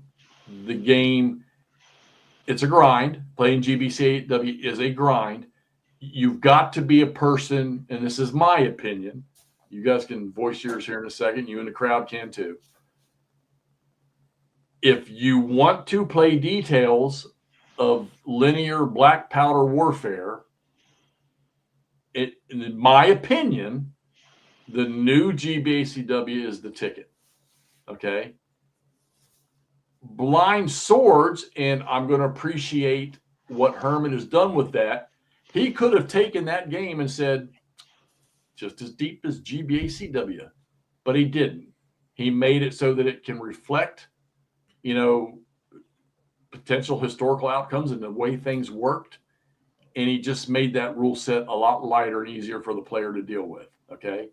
So, and then last but not least, which is always interests me, how can you take a full battle game and make it just as effective, but lighter than a scenario-based game? So I'm going to say, and this is just for me, in my priority of depth. Well, shit. I mean, you know what? We're blessed. We got 3 great systems. All right. And I got a couple things written on my little whiteboard over here at the end here that I'm going to just mention that are good, that I think are good games or good systems. But we've got 3 phenomenal systems. I haven't had a chance to play Shattered Union yet. I'm going to give it a go to see, how that takes it at that small level. But we've got these 3 systems that I think any player out there that wants to play ACW, if they don't have the ability to play this one system because of the crunch, hey, there's 2 more for you to choose at. Dude, I want to play Gettysburg, but I don't want to play a game that's set up for 8 months on my table. Hey, guess what? We got a Most Fearful Sacrifice. Or, hey, I want to play the Battle of Kernstown, but I really want to study this thing and set it up and you know what, blind swords just is not enough for me. Hey, we got one for you in GBACW. You're going to get all the crunch and detail you want. So, you know, of course, my order of priority has always been, I'm a GBACW guy, have been since the 70s. Terrible Swift Swords where I bit, you know, into just to get me started. I still have 3 copies of that damn thing. Once in a while, I'll break it out and mess around with it. Granted, it can't touch today's GBACW. It's not even close, in my opinion. I know there's people that were trying to figure out how to do it. Why? We have the new ones, and we're going to have so many more games in the newer systems. Some of the boxes you get with GBACW are so loaded with content and scenarios and stuff to play. But once again, you know, GBACW and blind swords. I got it. GBACW's got to be right there. It's the crunch. It's the detail. If you want to see that, if I want to blow through something a little faster, then I'm going to play that blind swords. And if I want to play a big monster battle, we've only got 2 right now with the Most Fearful Sacrifice and with Rocket Chickamauga. Wonderful games. And if I want to play something a little lighter, the whole battle, that's what I'm going to play. And where do you also? I mean, it's Jeff, let me ask you this: if it was me, let's say, or maybe someone that hasn't played GBACW also, but like a war gamer that knows games, could you sit down on just a weekend get together game day and do blind swords with somebody and be able to teach them and get a game going and play through most of it? Faster than I could GBACW. Because I feel like it's a leading question, because I feel like GBACW, no. You need to study it before. If I'm playing with somebody, I need you to like read it for a week before. We're going to need to talk about it, show you some things, because it's going to be a long haul to try to teach someone how to play it. It's a process. It's a process. Wardrobe, if you're still out there, I mean, he can answer that question. His first delve into GBACW was, we set up 2 brigades while he was here. We didn't throw anything, we throw any special rules or anything out there. We just went through the core stuff. And I think we spent 2 hours. And you've seen how fast he's picked the game up. Yeah.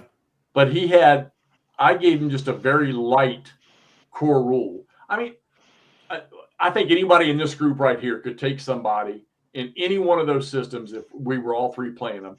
And I think in a couple hours, we could have somebody basically, we could get to pushing counters around. Okay, so in that sense, they're all roughly equivalent of heaviness as far as a teach for a first game or something. You're not going to be able to sit down and be like, here's blind swords, here's my 15-minute explanation, and then I'm playing competently. It's going to take more than that. Yeah. Okay. For sure. I mean, the rule book is I'm looking at it, and it's not a small rule book either. It's a complicated game as well. Blind swords. Oh yeah. It has grown, and particularly if you take a look at the latest one with Gettysburg, you got exclusive. You've got core rules, exclusive rules, and then scenarios. There's a lot in there to this, and it's ramping up fast. But it's well needed to simulate that battle. You're not going to get a first day's battle of Gettysburg just by lining up counters. You're just going to overwhelm them, and going to have a problem. I think, with, and this is one of the things I just want to bring up regarding the rules. I think one of the things with it, you've got, and Ross, you said it perfectly before, you've got the rules, and it's all the rules right there. And it's kind of like reading, the interstate code laws. Right. It's all right there in that one book. And one of the things, like I said, I've taught others with it. Again, Rutherford's Farm, I'll keep going back to that. And then just taking out bits and pieces and tell them, go read about the activation phase, go read about fire, go read about movement, things like that. Forget about marching, because we're not going to march. We're all right there. And, just pulling that out. And I'm kind of a program rules guy, kind of the squad leader, the original squad leader, where you did, a section. Nut jobs in squad leader. It's going to be a squad leader channel soon. So. I see it. But it's you do that, little bit by little bit, and you slowly get immersed, and you cook the frog, so to speak, with the whole thing. So that can get people going with it and get them excited about it, because quite honestly, everybody wants to get in and just kind of slug it out and see what it's like and develop that narrative. And once you get into the activations within Great Battles, people love it. Once they go, oh, okay, I can refuse flank and I can do this and I can do that. And oh man, that shock attack just did this. Yeah. You got to want that. You got to people. want that detail. You got to look, and I'll tell anybody out there. I mean, I'd love to sit here and say, look, you know what? If you don't want to get deep into ACW and the linear warfare, don't touch GBACW. I don't ever want to say that, because it's the greatest thing, I think.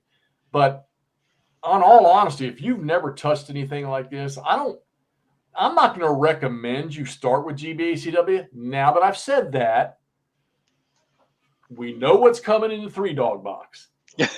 All right. And am I going to play it? Not a chance. Am I going to read it? I am. All right. And while I'm throwing that out there, all right, for those of you in the crowd, that is they're creating like they did with Julius Caesar, the Great Battles History. They're making a simplified rule set to get to, if it brings people into the system, believe me, if those rules are what I think they're going to be, knowing that crew, it might just be a couple step ups to get yourself going down the full road of GBACW. So that might be what's going to bring people. We're hoping for McMurray it does that thing. Now, Ross, you and I think we're talking a couple weeks back. Here's our dilemma as gamers.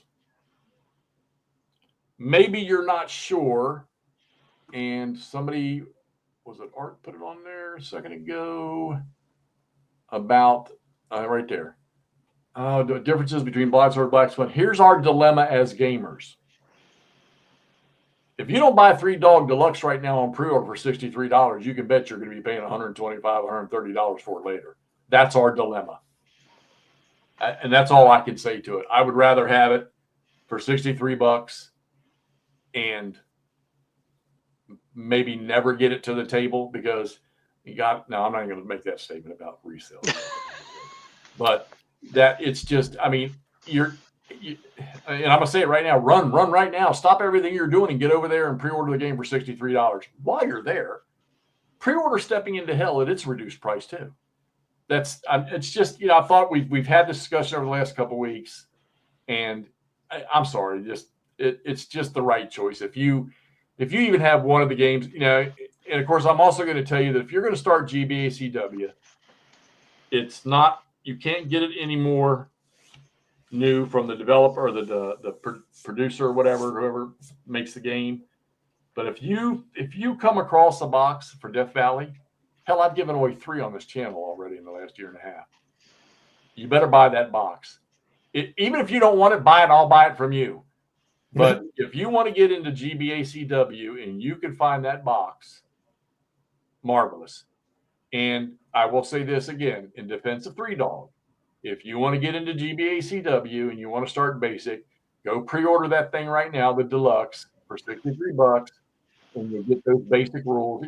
Granted, they're probably going to put them up where you download the rules anyhow once that happens. But you'll have a game, and you'll have the basic rules and a game to play them with when you get them. So, that's it. But like I say, if you're going to play a big game in GBACW, if you're going to play Gettysburg, if you're going to play Shiloh, guys, don't think you're going to sit the game up on Friday night and be done with it by Sunday. No. I've played 4 sessions of Shiloh, the big scenario, which is 12 hours of 12 turns, and possibly going into a second day. And this is with 2 players that have been playing for almost a year straight, pretty much daily. And we're 5 hours in. It's taking more than an hour per turn, and we're not looking we're looking up the special rules, but we're not into the series rule book much. It's a long one. There's a French guy, I would have to dig up his channel. He's got a series of playing the big Shiloh campaign in Into the Woods. Yeah.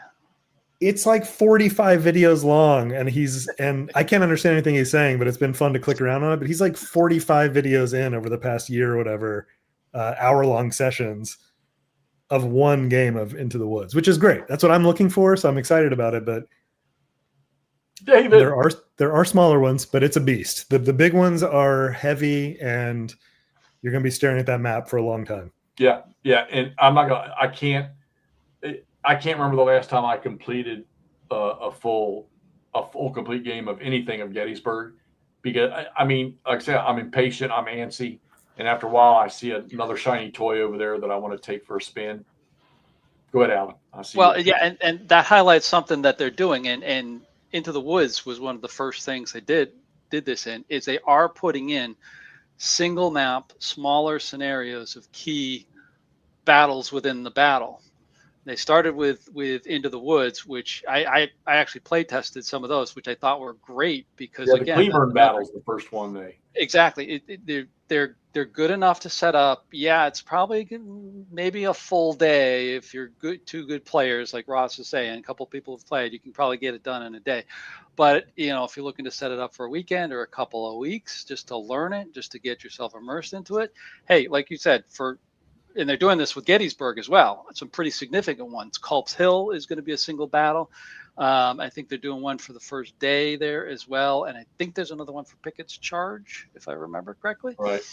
They're all going to be single battles, which, yeah, okay, that's not the big thing, but you can get yourself learning it. You can get yourself into it.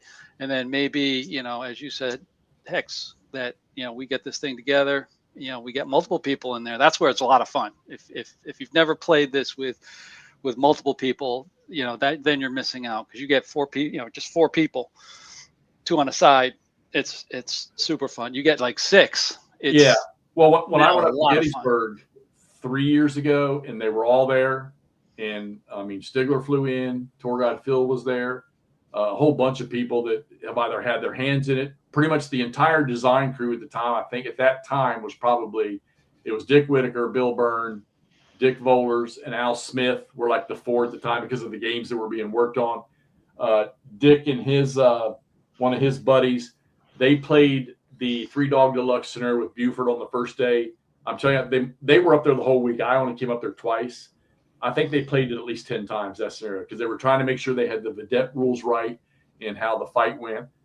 And the guys that were playing Stepping into Hell, they had Thomas Beach was down there, I remember. They were, I want to say they had at least 3 on each side, and they were splitting the map. And they had the activation chits for like the lower half of the map separated from the activation chits for the upper half, and they were executing both sides at the same time, which worked because they actually got a majority of that game played in that week. And I remember I went up on the first day they were there. Of course, you all know I never go to Gettysburg on a weekend. So I went up there on Monday, and everything was kicking off. Tom Fernbacker, they had the revised, I think it was, I don't know if it was Chickamauga or it was Dead of Winter. I want to say it was Chickamauga. They had that upstairs, and they were playing, him and Richard Smith were playing that one upstairs. And they had the GBACW guys there, which that got a lot of attention too. I met a lot of people on here from there. And I came up on Monday, watched them get started, helped a little bit with the rules at the time. And then I came back on, it was Wednesday or Thursday, and my God, they had made so much progression. And they were going out on the battlefield in the mornings, every morning, so with Bill. So am I capable of doing that? Except I'm too antsy, man. And Alan, I told you when we met for dinner, I said, man, I go to these things and I want to go home because all my toys are at home. I want to go play with my toys, So it's just the way it goes. But look, I'm just going to say it again. You've got 3 great systems here, okay? There's something for everybody. If you want to get into ACW, you can ask any one of us, ask in Facebook, hey, make me a recommendation to get started. And anybody, you might get some different answers. Everybody has their own little opinion of where to start at. Some probably have better knowledge than others, but you'll get an answer. And I'm no doubt in my mind, you won't get pointed in the wrong direction. You'll get the right direction. Now I want to throw out real quick before we close this thing out. And by the way, thank all y'all out there. This has been wonderful tonight. The questions and everything. Big plus. Great campaigns in the American Civil War. You want maneuverability, operational type combat in the Civil War, play it. I think it's the best cavalry rules of any game out there. Another one that I'm demoing the second version right now. I've played the first 2 in it. I'm getting ready to play one that actually has maneuver in it. The Rebel Fury game. And I emailed, I didn't have any rules questions from Mark Herman, but I had some in general questions. And boy, he gave me just a phenomenal answer on asking. My question to him was, what was your intent in creating this system? Because I needed to know. I needed to understand where he was going, because I didn't have any problems with the rules. It's lightweight, but his answer to me, an explanation. Now, when I go to play this next scenario, which is going to have maneuver in it, now I'm a little more enthralled about what this is going to be like, and I can't wait to see what this is going to be. Inexpensive game. Y'all want to play something very light on the rules for Civil War. Rebel Fury is a good one. I think you can still get. I think they're reprinting it. So, and then also available digitally on Steam. You can play. yeah. Yeah. A lot of his. Yeah. And here's one that I mention all the time. Everybody's too. You take this with a grain of salt out there in La La Land. You're too chicken shit to play it because you're afraid of it. And that's Army of the Heartland. If you're scared of Army of the Heartland, go buy Look Away from ATO. Against the odds. I think it's Against the Odds. It's the same game system, just lighter play. But you want something that's operational and it's got detail to it. And don't let people scare you about the rules, because the rule book is written in the order that you use the rules. How people miss that, I'll never understand. But you want a game that'll bend your brain, but plays perfectly well with great big old charts to put units on the side of the table, and you can get them cheap. I just saw somebody selling a shrink wrap copy for $30 the other day. If I didn't have two myself, I'd have probably bought the damn thing. But Army of the Heartland, John Prados did it. Great game. Tim Zales, how you doing, buddy? Again, thank all y'all for being out there, guys. Great brain trust, man. I appreciate it. We're starting to, there's always been the GBACW group, and now we're starting to develop our own, and I think there's going to be a lot more stuff with this, I know, going forward, because I know, Ross, you're digging in deep to some stuff. Come on, anybody goes out and buys 27 books on Shiloh just to learn one GBACW. And Camp, you're all over the goddamn place with GBACW. Yeah. So either one of these guys' channels, Ross is just building his up now, and his buddy. Alan's got a bunch of stuff. Camp Sawyer, get over there and subscribe to him. I think you're playing 3 right now, aren't you? At least 2. Yeah, I've got a couple face to face on Vassal going, and then I got the one that I'm videoing there, McDowell. Right. And Alan's consistent. You get content every day or two. I've done one thing in a month, so you've got that focus that we need, Ross, and it's been just a blessing, I know, to me and Todd when we play stuff. Yeah, he's got good detail. The video, you take it in chunks, but I work from home, so put it on the background, and all of a sudden I'm watching that and not working, but that's fine. Nice. And Hexy, I want to mention, because Alan just mentioned this, and this could be cool for a future video. It's hard to get, the more number of people you want to do this, the harder it is to get everyone together. GBACW, as Alan just mentioned, I can't speak to the others, possibly the same, but GBACW, fantastic multiplayer game. If you want to talk about interesting command stuff, give a division to 6 different guys, 3 on each side, and each one gets a division, and limit the amount of communications you can have. You're not doing a council of war every turn or something, and see what happens with command structure. And you get someone who's eager to do their thing, and you get that real sense of, oh, that's how it happens on the battlefield, is a glory hound goes and does their own thing. In the future, if we could get 6 of us or so, I don't know if that's possible for everyone to get together, but even playing an hour at a time, that many could be really interesting. Yeah. Or doing it async and then doing a summary of what had happened or something. Yeah. I don't know. Yep. Yeah. All right. One last note before we close this out, the stream. I'm going to say, I said it near the beginning. I have the intention of picking a date next year, maybe at the end of September, beginning of October. I'm going to pick only one day where I'm going to go up to Gettysburg and try to get a whole bunch of other people. This is not going to be a gaming thing. I'm going to track down tour guide Phil, which he was on here earlier tonight. He said he'd be more than happy. He's a blast to have. He's very knowledgeable on the battlefield and many others. But I know a lot of you guys think traveling from all over here for one day, but you could actually travel out and spend 2 or 3 days out there yourself if you wanted to and do your thing. But I thought it would be really cool to get one day where maybe just I don't care if it's 3 of us or if it's 50 of us. Just meet, we convoy and mosey around the battlefield, let Phil give us some details and just cut up with each other and have a good time. I spent 2 hours with Camp a couple of weeks ago, and it was a blast. Right there. Yeah, we'll go right there. Little round top right there. There you So if go. you like that idea, keep it open. When I figure out specific day, I'll post it as a short. And if you guys want to get together, what we'll do is we'll set up where to meet up, which will obviously be the tour center or the visitor center. And then we'll go from there. And like I say, some of you guys that would travel across the country, you can go out there spend 3, 4, 5, 6, 7 days, whatever you want to do your thing. And then we'll all just spend one day together and get to know each other and just bring this to full fruition. Great show, guys. Thanks everybody in the crowd. Everybody have a great Sunday. Go Commanders. All our quarterbacks hurt and hockey starting. And we'll see you all later. Peace. Bye, everyone.